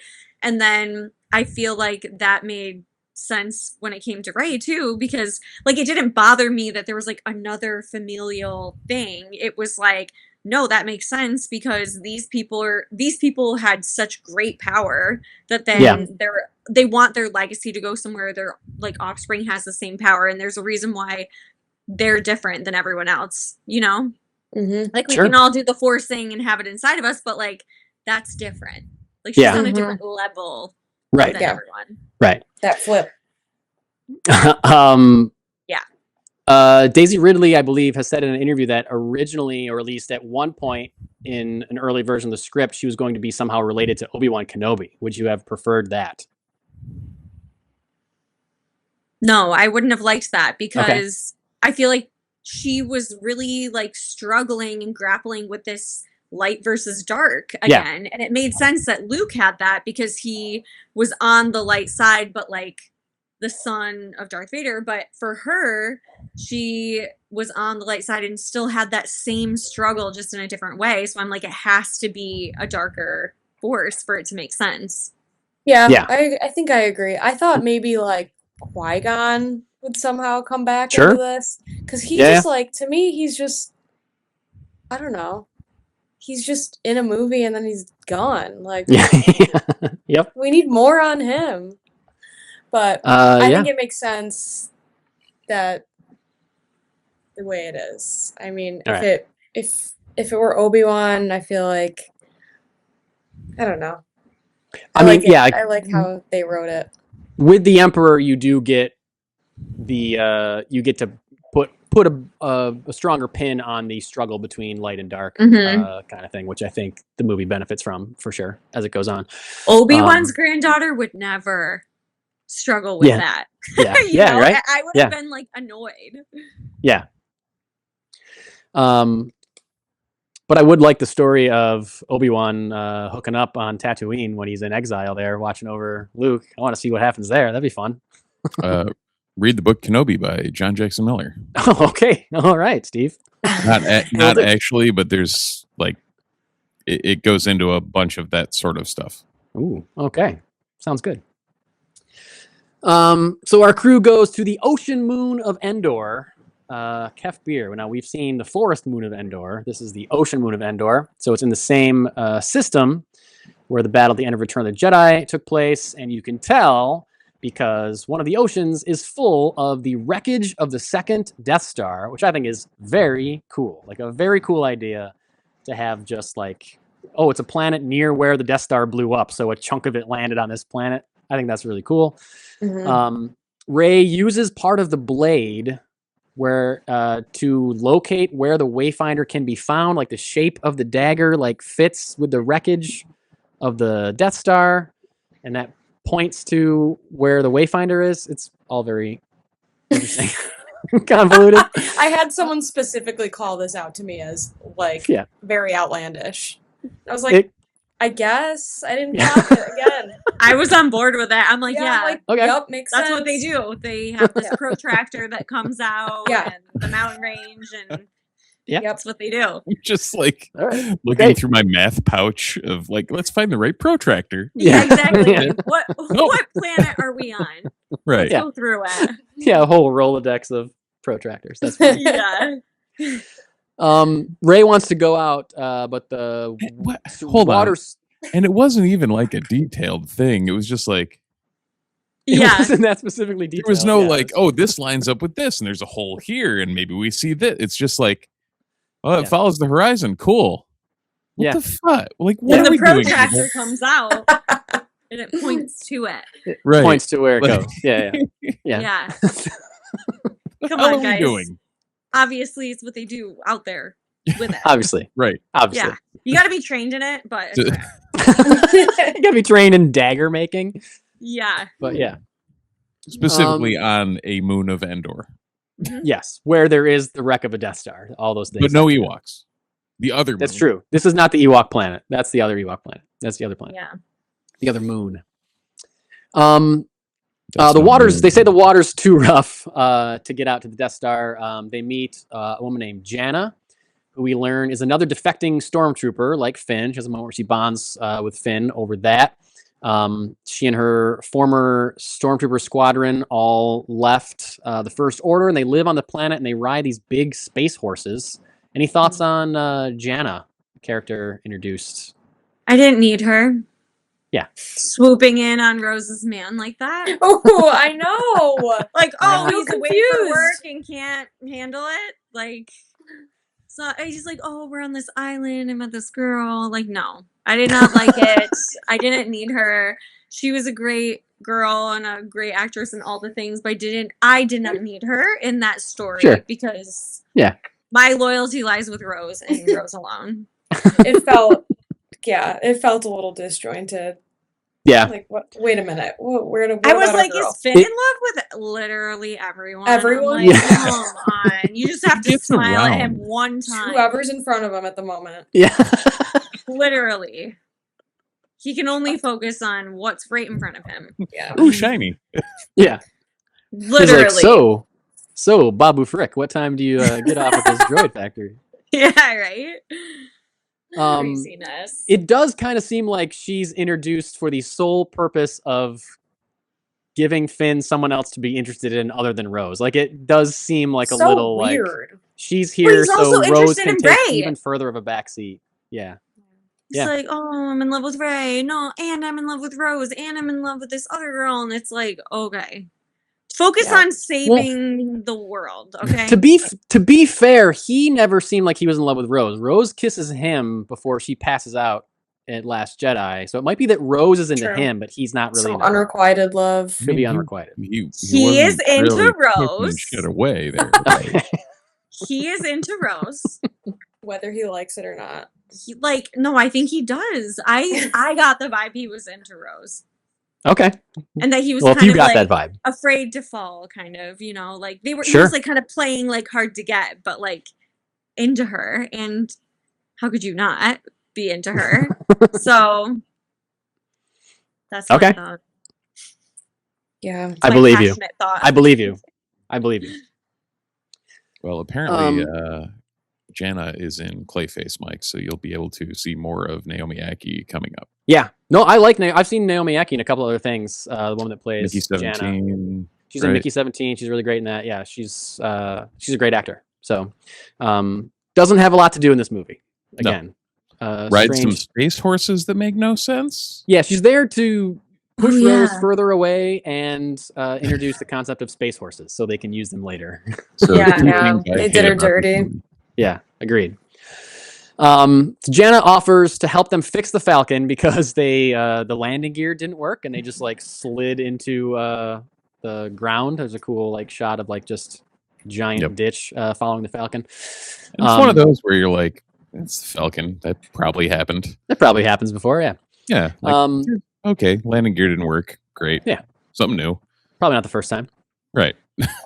So they're waiting for the sea to calm down, but Rey is already gone. She makes it to the Death Star on like this like skiff boat that they have there. She just can't wait. She climbs into what ends up being the Emperor's throne room from Return of the Jedi. It was very cool. The throne is still there. We get a little hint of the Emperor theme. Very cool to be back there in the wreckage, I think.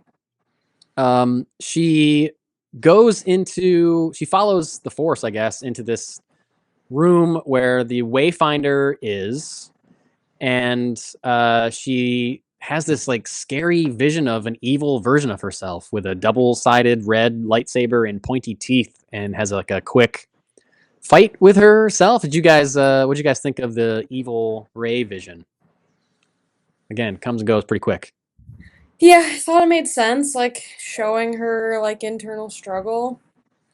Yeah. I was like, who is that? Yeah. I was so confused at first. I'm like, wait, who is this? You know? But then I got it. I could have looks like Rey, but not Rey. Left it, you know? Yeah. Yeah. As again, it's like they introduce it, but it's over so quick and they never mention it again. Probably could have done without it, but it's just like a cool looking thing, I guess. I guess this movie's full of like cool looking things that could be expanded on, that aren't really expanded or explained. Yeah. Really, yeah. Yeah. But if you're just in it for the looks, then you're good. Yeah, I could see how that really could bother like a true fan. Like, yeah, I think of like shows that I'm a super fan of, and I'm like, there are things that like bother me that like a casual watcher such as myself for Star Wars, it wouldn't faze them. But yeah, for sure. Yeah, I get that. Afterwards, she is met by Kylo Ren, who has tracked her there. And he tells her just to stop fighting who she is and to join him. I thought you almost took my hand once. He says, you can't go back to Leia now, just like I can't. The only way you're getting to Exegol is with me. I think he says something like that. He breaks the Wayfinder that she just went through so much to find. He crushes it in his hand to start a lightsaber duel on the ruins of the Death Star with giant waves crashing all over them. What do you guys think of this lightsaber duel? I think this is really cool. I thought it was really cool. Yeah, this might be the coolest. I agree. It definitely is the coolest looking, and they're like jumping over the waves, great like, doing visuals flips to avoid it. Very cool visuals.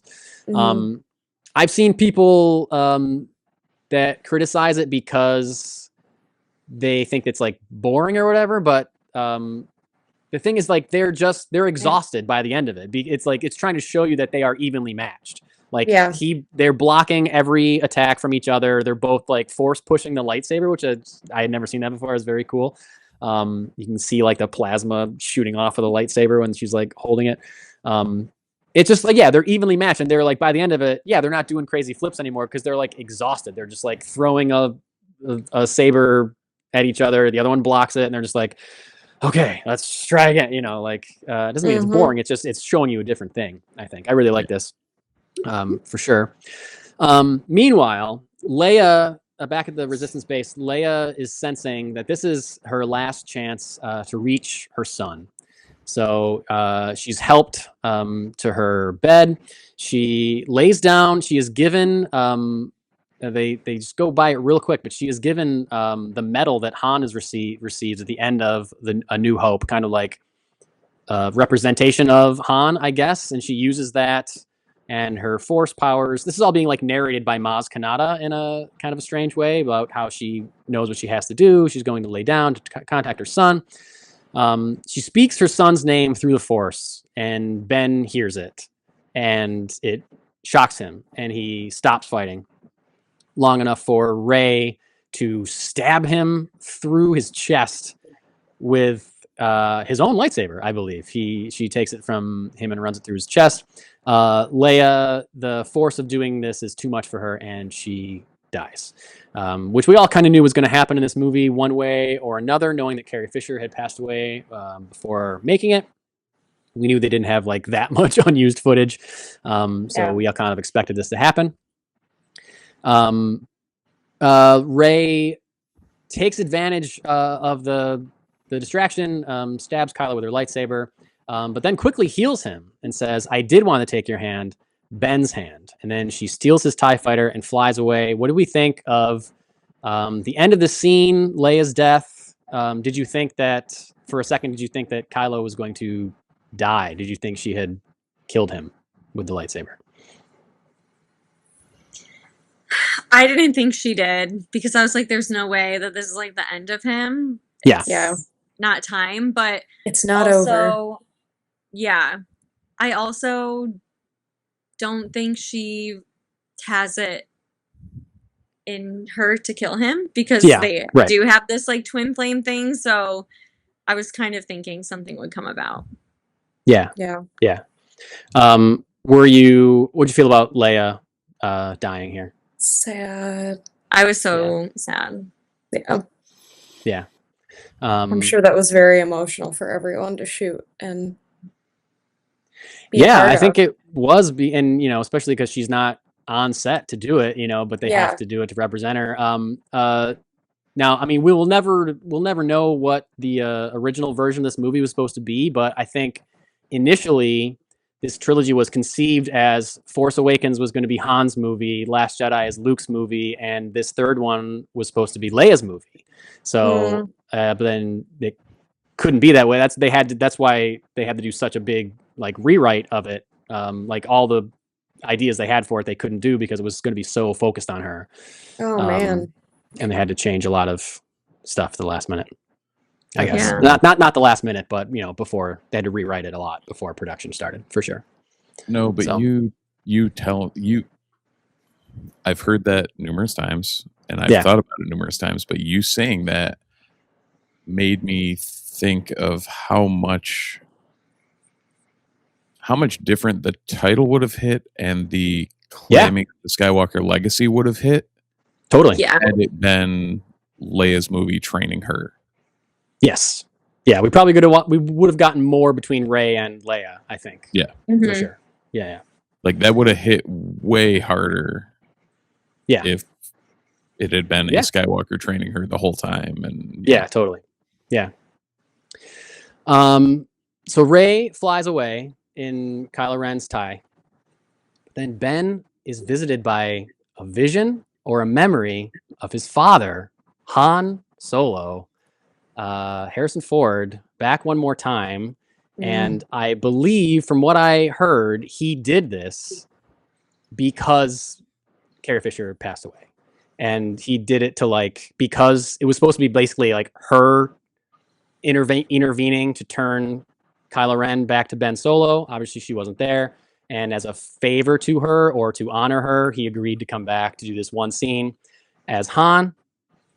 And it kind of throws some people off because he's not a Force ghost. He's not a Force guy. He doesn't use the Force, so he's not glowing. He's just there. And they say, Ben says, you're just a memory, so that should be enough. But still, people don't really get it. I am fine with this because even if it is a Force vision, that stuff happens in Star Wars all the time. So great, who cares? Or even he's clearly in a grieving state of mind, and that's crazy shit happens. A crazy place to be. You could say it was a delusion of grandeur. Yeah, could be a delusion of grandeur. Exactly. Something that Han loves to say. So I was shocked when the movie theater when I heard "Hey Kid" and turned around and it was Harrison Ford. Because that wasn't alluded to at all. So that was not teased. There's nobody knew that was happening at all. Yeah. And I think this moment works. I really do love this part of the movie. Han tells him it's not too late to come home. Kylo Ren is dead, but my son is alive, he says. Ben Solo is alive. And he says, your mother's gone, but the things she stood for, things she's fought for still exist. Ben says, I know what I have to do, but I don't know if I have the strength to do it, which is the same thing he says in Force Awakens before killing his father. Han says, you do. Ben says, with tears in his eyes, tears in his throat, says, Dad, can't keep talking. And Han says, I know. Which in this universe, we know that means Ben was saying, I love you. And Han is saying, I love you too. Very touching. Ben then throws his lightsaber into the ocean, fully returning to the light side of the Force. What, Alex, what you've been waiting for 3 movies. What did you think of this? The returning of Ben Solo. What did you think of the scene with Han and all that? I loved it all. I loved the Han when he said, hey, kid. Is that what he said? Hey, kid? Hey, kid. Yeah. Oh, my God. Chills. Yeah. I loved it all. I was like, I wasn't taking notes in this one. I learned, I think, the last movie that I pay way better attention when I'm not taking notes. But if I had, I would have written, yeah, like I did last time. I did that, which was when Han and Leia finally got together. Yeah, that's right. Yep. I was so excited. Great. Awesome. Like, let's go. Yeah. Amber, what'd you think? I loved it too so much. And I just feel like I was so emotional during that part because I'm like, oh, it's such a good lesson. Like, we can all make any changes in our life whenever we want. And you're never too far gone kind of thing. Like, it was just so sweet. And I loved it. And I wanted him to be saved too, for sure. Yeah. Yeah. I think a lot of people going into this movie knew that was going to happen, knew that Ben Solo was going to find redemption. And I think this is a pretty good way to do it. You know, maybe it is weird that Han Solo is suddenly there as a memory or whatever, but I don't know. I think it works. And I think the first time I saw it, I was so shocked that it was Han. The exchange of Dad and him saying, I know, I didn't clock that as being like Han saying, I know, is saying, I love you, you know. I love you, And then when I finally, it was like, I saw it twice in theaters. I don't think I caught it until I was watching it like at home or when it was on streaming or I had the Blu-ray or whatever. And then as soon as I clocked that, then it became like this devastatingly emotional scene for me. I'm like, oh my God, he's saying he loves him. Oh my God. Way more powerful now to me. Works for me. Way more. But Rey thinks that she is doomed to fail. She's doomed to turn to the dark side. So she does what every Jedi does, at least in her pupil to master lineage. She runs away in exile, goes straight to Ahch-To, Luke's island, where she encounters Force Ghost Luke Skywalker, who basically tells her she's being stupid and wasting her time. What are you doing? He admits that he was wrong to run away, that he shouldn't have done that, which people are like, are you trying to retcon The Last Jedi? What are you doing here? I don't think that. I don't see this scene at all as, you know, retconning of The Last Jedi. I feel this is like Luke learning the lesson that he learned in Last Jedi. Yeah, wisdom, gaining wisdom. Yeah, exactly. Yeah. So he's like, yeah, who cares if you're related to Palpatine? Leia knew it all along, still agreed to betray you. And, you know, Rey is shocked by that. We get a flashback that Steve mentioned earlier, where Luke tells Rey that he was training Leia to be a Jedi. Just kind of a cool, and it's all like CGI. Their faces are de-aging or whatever, but it is cool to see young Luke and Leia dueling. Leia apparently, he says that Leia had a vision where her training to become a Jedi would result in the death of her son. So she decided to not become a Jedi, which we know. He gives, but she did have a lightsaber, which Luke apparently has on Ahch-To. Gives it to Rey. So Rey takes the saber she's been using plus Leia's saber and the Wayfinder from Kylo Ren's TIE Fighter and flies in Luke's sunken X-Wing that he raises out of the water, which he could not do in The Empire Strikes Back. He can as a Force Ghost, apparently. Also, how many goddamn X-Wings can one man drown? Yeah. Yeah. Dude's always crashing into the water. Well, I think in Ahch-To, he wasn't planning on ever leaving, right? So he purposely junked it on Ahch-To. I don't think it was a mistake. So she takes all this and heads straight to Exegol, transmitting her path to the Resistance as she goes so they can follow her. Finn, Poe, and Chewie and the droids arrive back at the Resistance base to learn that Leia is dead, which causes Chewie to have a heartbreaking breakdown where he drops to his knees and cries and is like throwing his arms around in pain. Ugh. this break your heart when you saw Chewie reacting like that? Yeah, I was like, So I was sad. like, Chewie, that was me when I thought it Yeah. was Yeah. now you know. You know what it's But no, like. I was so sad. Anytime Chewie is sad or like Yeah. grieving or anything, like I cannot handle it. Yeah, Yeah. I agree. His like guttural cry, so heartbreaking. I know. So sad. Yeah. Lando does show up at the base again and gives Poe a speech about how they defeated the Empire by working together. They had each other, blah, blah, blah. This inspires Poe to promote Finn to general, and the two of them organize a plan to attack Exegol. Poe is leading the fleet there, following Rey's trail, while Lando and Chewie are going to recruit others to like help them join the fight because they need more to take on this fleet of planet-killing Star Destroyers. Oh yeah, somewhere along the line, the Emperor sends one of these planet killers to Kijimi, the planet they were on earlier, with Zori Bliss and Babu Frick, and blows it up so it explodes. But don't worry, Zori Bliss and Babu Frick show up at the end, so we know that they made it out alive. Which apparently was a note from Steven Spielberg. Apparently, saw an early version of this movie. You know, famous, one of the probably the most famous director of all time, was shown an early cut of The Rise of Skywalker, and his first note to J.J. Abrams was, "What happened to Babu Frick?"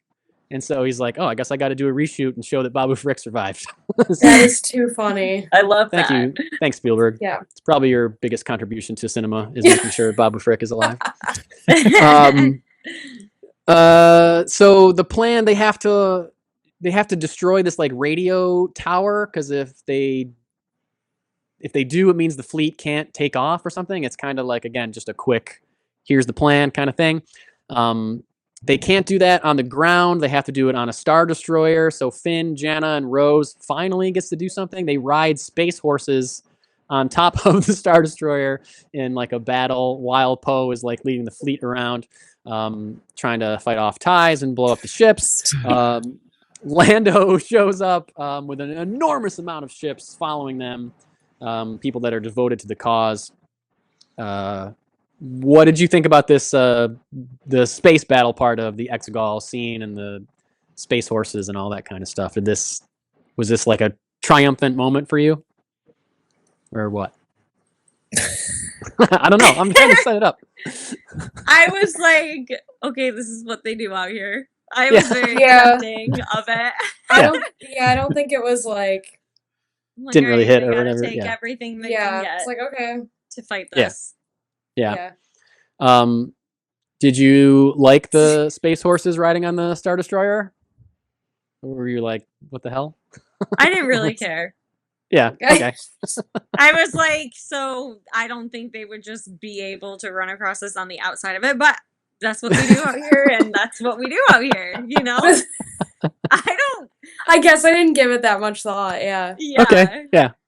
All I right. want to know what Steve's thoughts are. He hates it. I know, think. I'm ready for Steve's. It's just I mean, ridiculous, isn't it? It's ridiculous. It's ridiculous. It's one of yeah. those where, like, talking through this too, I'm realizing like most So of the much. movie I don't hate. It's just the shit that I do hate makes zero sense whatsoever. Yeah. And Yeah. just throws me right out of it. Like, That's fair. Well, that's what they Yeah. do out in the universe, and Yeah. they you ride haven't lived space out in the horses along universe, Star Destroyer. so Yeah. we don't get to question what we don't know Fair. out in Yeah. the I'm universe. not here to prejudge Just anyone accept it. for their space horsing. Yeah. No, yeah, Space horse. don't yuck someone's yum, Steve. If they That's right. want, Space cowboys. yeah, to be That's right. space cowboys, they get to be.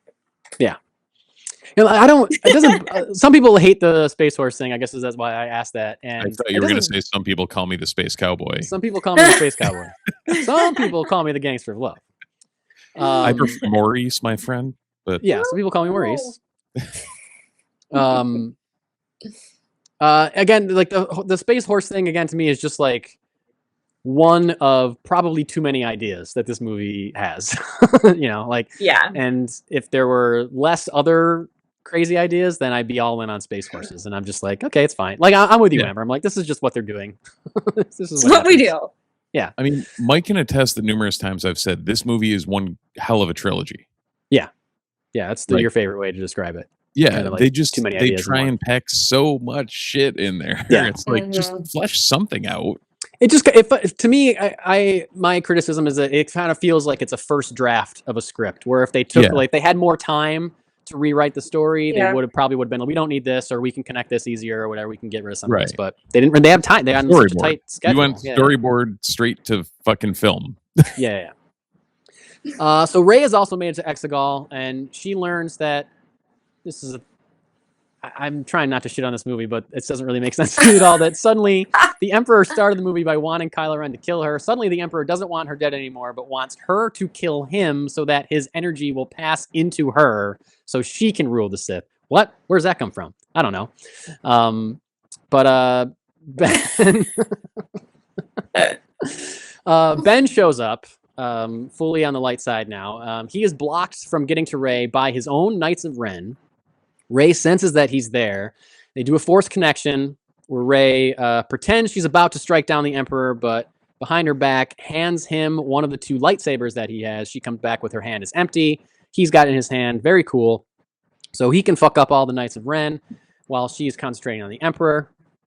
Finally, they get together so they can both face off against the Emperor together. The Palpatine senses their power as a dyad in the Force and kind of uses it to bring himself back to full strength. He like sucks the power out of them. He regains his appearance or whatever. I mean, he still looks gross, but maybe like 2% less gross. He lifts Ben Solo up with the Force and says, "As I once fell, so falls the last Skywalker," and throws him down like this off this ledge, down like a big hole. Rey is all drained of her power. And the Emperor looks up and starts using incredible Force lightning powers, channeling all of the Sith to like shoot the fleet down out of the sky. He's wrecking shop in the space battle. While this is happening, Rey starts trying to commune with the fallen spirits of the Jedi. And this time it works. We see it's a cool like visual where she's like following the lightning up to stars. And you really got to pay attention to the audio. I don't know if you guys caught all the voices that we hear, but we hear words of wisdom and encouragement from many former Jedi, including Anakin, Qui-Gon, Yoda, Obi-Wan, Mace Windu, and Luke, plus also a few animated TV show characters, Ahsoka Tano, one of Steve's favorite characters ever, and one of my favorite characters ever, a Jedi named Kanan Jarrus, who is incredible. Did you guys get that this was happening? Did you clock any of the voices, or you just like kind of understood? Maybe you heard Yoda or something, or like, what did you think of this section here? I clocked some of the voices, but I didn't know all of them. So I just was like, oh, there are other people in the Force that we don't know. But I also had subtitles on, and it was like, oh, cool, Qui-Gon voice, and I was like, oh, okay. Oh, and, like, nice. Helped me through it. Oh, yeah, I didn't have those on. Yeah. Oh, cool. Yeah. Like, So who the hell is Ahsoka? Yeah, I don't know that guy. Yeah. So like, it didn't confuse me at all because I think I made up my own like stuff in my head that just happened to have worked, but it didn't confuse me when he was like, "Oh, I didn't want you dead. I wanted to blah blah blah," because like I think he thought that Kylo Ren was more powerful than her, but like that she would eventually be a problem, so they wanted her gone. But then when he started to struggle and she started to become more like just advanced in her Jedi stuff, she became more powerful. So then he's like, okay, wait, no, he just wants to be in the most powerful person that wasn't. Well, that's true. Kylo Ren anymore. Yeah, he probably. Perfect. Yeah, he probably didn't count on Kylo Ren turning back to the light side. He didn't count on Ben Solo returning, I don't think. Yeah. Which probably changed his plans. You're right. That's a good point. Good point, Amber. Thank you. Helping me see it better way.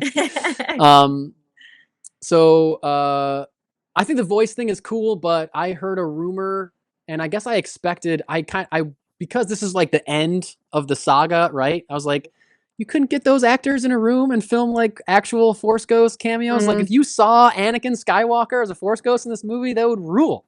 And Ewan McGregor back as Obi-Wan, that'd be great. Give me that. Why can't I see that? Like, you have the budget for it. Yeah, I know you do. Get him in a room. Yeah. Still cool. Still like it. Yeah. Rey stands up, empowered by all the past Jedi, and uses both lightsabers to deflect Palpatine's lightning back at him and eviscerates him pretty disgustingly. But also expending all of her own energy, she falls down dead. Luckily, Ben Solo has climbed his way back up to the top of the ledge, finds Rey dead, uses his Force healing to bring her back to life. And there's a great moment. He's holding her. She's dead. It's like his face over her shoulder. And you can see in his eyes, I feel like I read in his eyes, I'm going to do this and it's going to kill me, but I'm going to do it anyway. Like he knows what he's about to do. Force heals her, gives all of his life energy over to her so she can come back, sacrificing himself in the process. But before he dies, they kiss each other on the mouth. Did you guys They kiss each other on the mouth? I was so happy. Lose your minds. You love this? You love the kiss? I loved it so loved much. it. I was I like, loved this is the all of only this. time I've loved anyone kissing in this whole like franchise. Like Except for Han and Leia. You You Right. did not I was like going the to Han and say, Leia thing. you were very anti that. Exactly. This is the only one that I liked. Oh, okay. I see what you're saying. I thought you were saying that you of liked all whole the kissing. franchise. No, this is the okay. only one I liked. I hated everything else, and I'm like, finally, Weirdly. something I can stand behind. You know? Weirdly, the only one that I hated. Yes, she Yeah. is too, yeah. This was the only one you hated. Yeah. Why? Why? Yeah, why do you hate Tell it, Steve? me right now? In Some my packet. brain, there was nothing that, I don't know, nothing that led up to that at that point. Like, They're soulmates. They're madly in So love. much build up. We Where knew was they there were going to any be madly together in on one love? end or the other. Never. you somehow They're coded so their in love. madly in love from them half wanting to kill each other for most of 3 movies. This not- might say but more not about doing us it. than Isn't that anything nice? else. Isn't marriage Amber. just wanting to kill each other but This never is an doing intervention it? for us. Isn't it, guys? Not saying this as a divorcee. I feel like my but marriage might be slightly different saying than this this. as a divorcee. In my experience,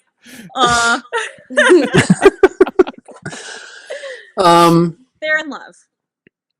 All right. I'm mixed on the kiss. I get it. Like you got, like we talked about that. You guys immediately read the Force connection as romantic in Last Jedi. Right. So Steve and I clocked that you would love this moment at the end of Rise of Skywalker. I don't hate it. I was kind of taken aback by it. I didn't expect it. But I get it, especially if I'm Ben Solo and, like I just said, I am knowingly sacrificing myself to save her. Like, yeah, I'll take a kiss before I die. Sure, why not? I'll go out. And he's Ben Solo now, like you just said. So Yeah. it's like all the things that we wanted for the two of them to be together, he is now. Yes. So, you know, Yes. Alex saved him. She's been waiting to be like, I can change him. I will save him. And She did it. I knew he had it in him. I know. Yes. You knew it. But yes, he does fall down dead and dissipate. Dissipate? Is that the right word? Disappear, I guess, is what I was trying to say. Yeah. That's fades away into the Force. Mm. And Leia does at the same time. Leia's body doesn't disappear until her son's body disappears. Rey meets the Resistance back at their base for a big celebration. We get shots of people all over the galaxy rejoicing, including a shot of our good old pal Wicket the Ewok back on Endor. And we see Maz Kanata present Chewie with Han's medal that Leia was Where using. Justice. Chewie- Justice is served. Oh, Finally got his medal.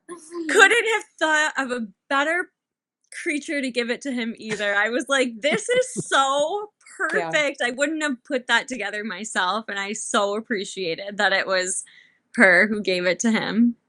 Is it Maz that was Kanata? Am I lying? It is Maz Kanata, isn't it? Steve? Yeah. Yeah, Okay. That's what I thought. Okay. Just making she's sure. the best. Yeah. I almost said person, but she's not. She's a creature. Some kind of alien. I'm not sure what her species is Right. called. I loved it. but yeah, I loved it no- so much. That's when So I good. stopped so I- hard of the whole thing. I was like Oh. tearing up. That was the moment That was the biggest. I have not cried that hard in any other scene from this whole franchise, but that got me. Wow, amazing. Well, awesome. because that was your first thing that you said that immediately about. That was my A New first Hope. strong opinion. The first movie. Yeah. It was literally your They first strong delivered. opinion. Why don't they give Yeah. Chewie a medal? Yep. And I think as soon as you said that, I was like, she's gonna love when we get to episode 9. Yep. She's gonna get a big It was payoff so hard for that. not to text you guys being like, Oh my God. like freaking out, you know? Oh, amazing. Amazing. That's great. So yeah, everyone's like celebrating. We get a fun shot of Poe making eyes at Zori Bliss, and she denies him. He's like, okay, no, I guess I'll walk away. Funny. I loved that so Yeah. much more than I should have. Like, Yeah. Yeah, it's because pretty his funny. facial expression was so perfect, and she's like, Yeah. "No." Like he played that role so well. I feel like He is great. I love Oscar Isaac. I hope he comes back someday. That'd be great. Kerry Russell for a character that really didn't need to be in the goddamn movie. She didn't. Fine job. You did miss me talking about how hot I think she is, though, when you were. You took a step away, though. Yeah. I almost said disagree with you, Mike. Yeah. No. I'll take that helmet any day of the week. But the movie's not over. Hold on to that quote somewhere. Yeah. That one may not make the podcast. We'll see. Damn it, he's the one that edits this thing. That's right. We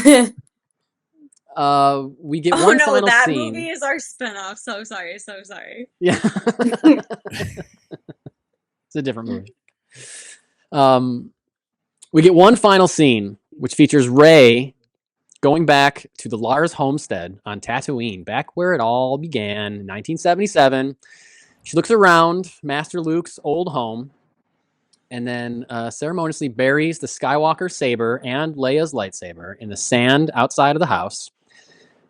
We see that she has built her own new lightsaber. I don't know if you clocked this, but she has that staff in The Force Awakens that she fights with. The lightsaber is made out of the handle of her staff.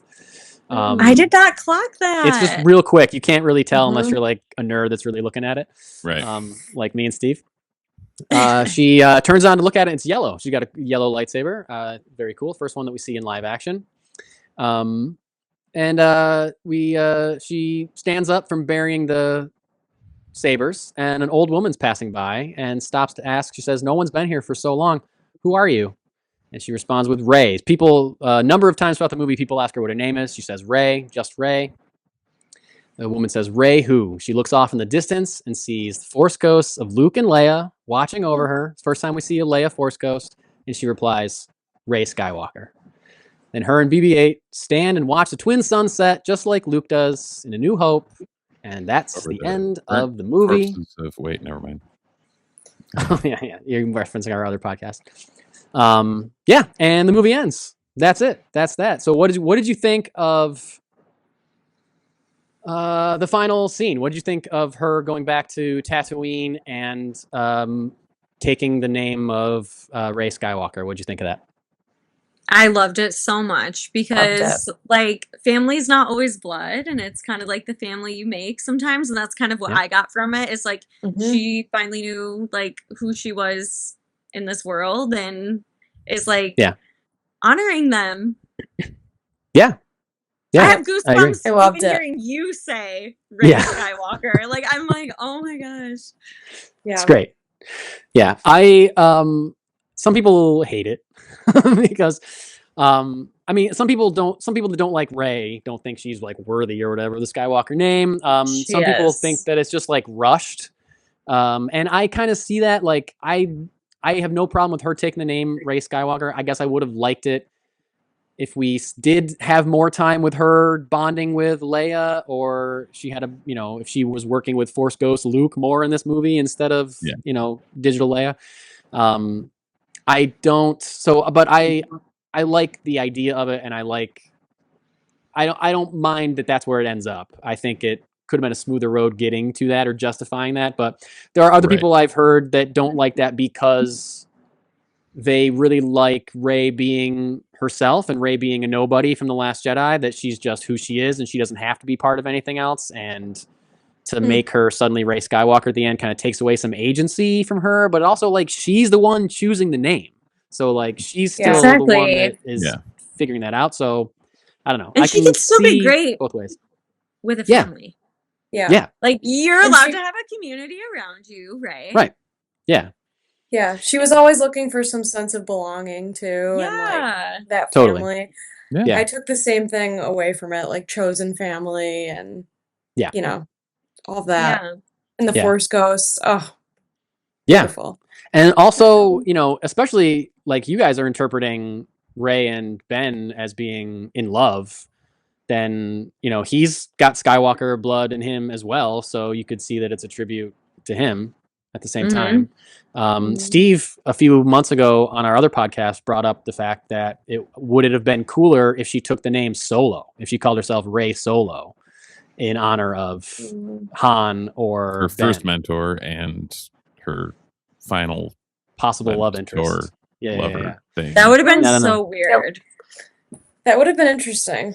It would have been It would've been interesting. weird. I think Rey Skywalker is cooler. I think it's a better decision to go with Rey Skywalker, I think. Yeah. Yeah.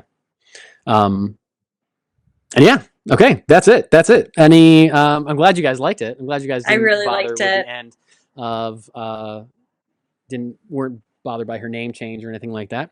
I think it's a good way to end the movie. Rise of Skywalker was released December 16th, 2019. It was met with mixed reviews, to say the least. A lot of negative reviews as well, but it still made over $1 billion worldwide. And, you know, we went through a lot of the people complaints about. A lot of complaints are just that, like, maybe they were trying too hard to appease fans and that made some other fans upset, or they weren't trying to appease fans in the way fans wanted to be appeased or whatever. So it's like Can't win. it would have been really hard to win with this movie, I think, in general, after The Last Jedi split the fandom wide open. So it's tough, but I think in general, like I said, like I enjoyed this movie, and you know, it's not on the bottom of my list, unlike some people in this podcast. No, I'm just kidding. We've already established that We've already established that bottom it's of my list. the second to bottom now. The second to bottom. So Man. wow. So go ahead, Steve. No, I can't say it. Oh, okay. Spoiler. I was going to say it may actually be above Revenge of the Sith for me, but I don't think so. Oh, wow. You're going to have words with Amber. It may have over moved that up opinion. 2 spots almost Wow. Okay. during our therapy session here. Yeah. Yeah. Well, our next episode is going to be another in-person episode, which I'm excited to record because I love seeing you guys face to face. And we'll have to talk more about what we feel about the sequel trilogy overall, and where we're going with the last 2 in our first series here, the 2 spin-offs that we've got. But this is like, again, this is the end of Star Wars. This is the furthest in the timeline. Nothing until Star Wars Starfighter comes out next year. That's supposed to take place after this. But other than that, this is the furthest that we go. What information do Star we Wars have time. about that? That Ryan Gosling is in it. Ryan Gosling's in it, and it's Hell directed yeah. by a guy named Sean Levy, and there's a I don't kid know how in I it. feel about it. Oh boy. Yeah, I don't know. I think Ryan Gosling is so, like, after seeing him in Barbie, I'm like, wow, he can do it all. Like, he can be from one end of the spectrum to the next. I think he's going to crush. He's got Star range. Wars.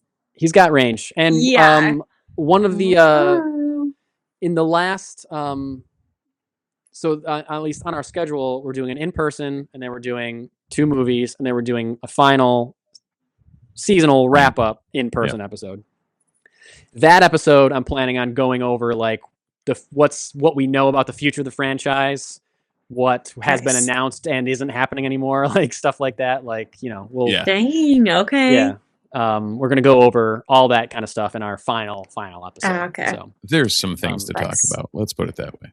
there's some things to talk about, but also as far I'm as Starfighter goes, excited. that's pretty much all we know about that movie. Yeah. And I'm sure we'll learn more as it gets closer. But Yeah, literally the boy. one still we've gotten from it was Ryan Gosling and a kid Yep. on a raft. yeah, on a raft in water of some kind. That's all we really know. And this is after I think the The only one thing we we just know is it's watched. like 5 years after Rise of Skywalker. That's all we know. But there's no Interesting. announcements of like recurring like characters that we know. There's been like no like Oscar Isaac or Daisy Ridley. There's been nothing like that. So no idea. Pumped. Why to it's the chat. Wild West. It's really like, I mean, we'll talk about it when we get there, but Star Wars is kind of like in the Wild West. Like no one knows like what's gonna hit, what's happening, what's where are we going? Where are we Yeah. going, Lucasfilm? We don't really know. That's We don't really fun. That's It is that's kind the of fun. part. It is kind of fun. So, but we'll get to that. We have our next in person. We'll do sequel wrap up talk, collective thoughts on what we thought of this trilogy, and we talked about playing a little fuck, marry, kill. So maybe we'll come up with some fun Yeah, there you go. Oh my god, Star Wars games to play. And Steve, Hell maybe you bring yeah. some of those. Maybe bring some of those Trivial Pursuit cards. Yeah. That Yeah. you got there. Yeah. Well, cool. Awesome. Thank you everybody for watching along. We're not done. We got Solo and Rogue One to come along. So don't go anywhere, listeners and watchers. Thank you for checking us out on Patreon and all of our socials. Steve, were you going to say something? Did I just cut you off there? Or? No, the Trivial Pursuit, because the first question was about Wedge Antilles, made me realize we did have the return of Dennis Lawson in this. Oh, that's true. Yeah, there was a quick cameo. Sorry, Steve. There's a quick cameo of Steve's favorite Star Wars character, who's the only pilot that is in all 3 original trilogy movies and survives in all 3 battles. His name is Wedge. Oh. Luke just talks to him. Wedge, you can't do any more good back there, like stuff like that while they're in the X-wing battles or whatever. And Funny. Steve loves him, and he's in this movie for one quick shot. He's on the gun of the Millennium Falcon. He says like, "Nice flying, Lando," or whatever, and that's it. They brought him back for one line. He's actually Obi-Wan Kenobi's uncle. In real life, he's Ewan McGregor's uncle, right? Is that crazy? Dennis Lawson is Ewan McGregor's funny. uncle. Yeah. Weird. Star That's Wars funny. family. Cool. Well, if there's nothing else to say about Rise of Skywalker, then I'll just say, yeah, tune in next week for our in-person, and then stick around for Solo and Rogue One coming up in the next couple weeks. Until then, like I said, check us out on Patreon and all of our socials, and we will see you next time in a galaxy far, far away.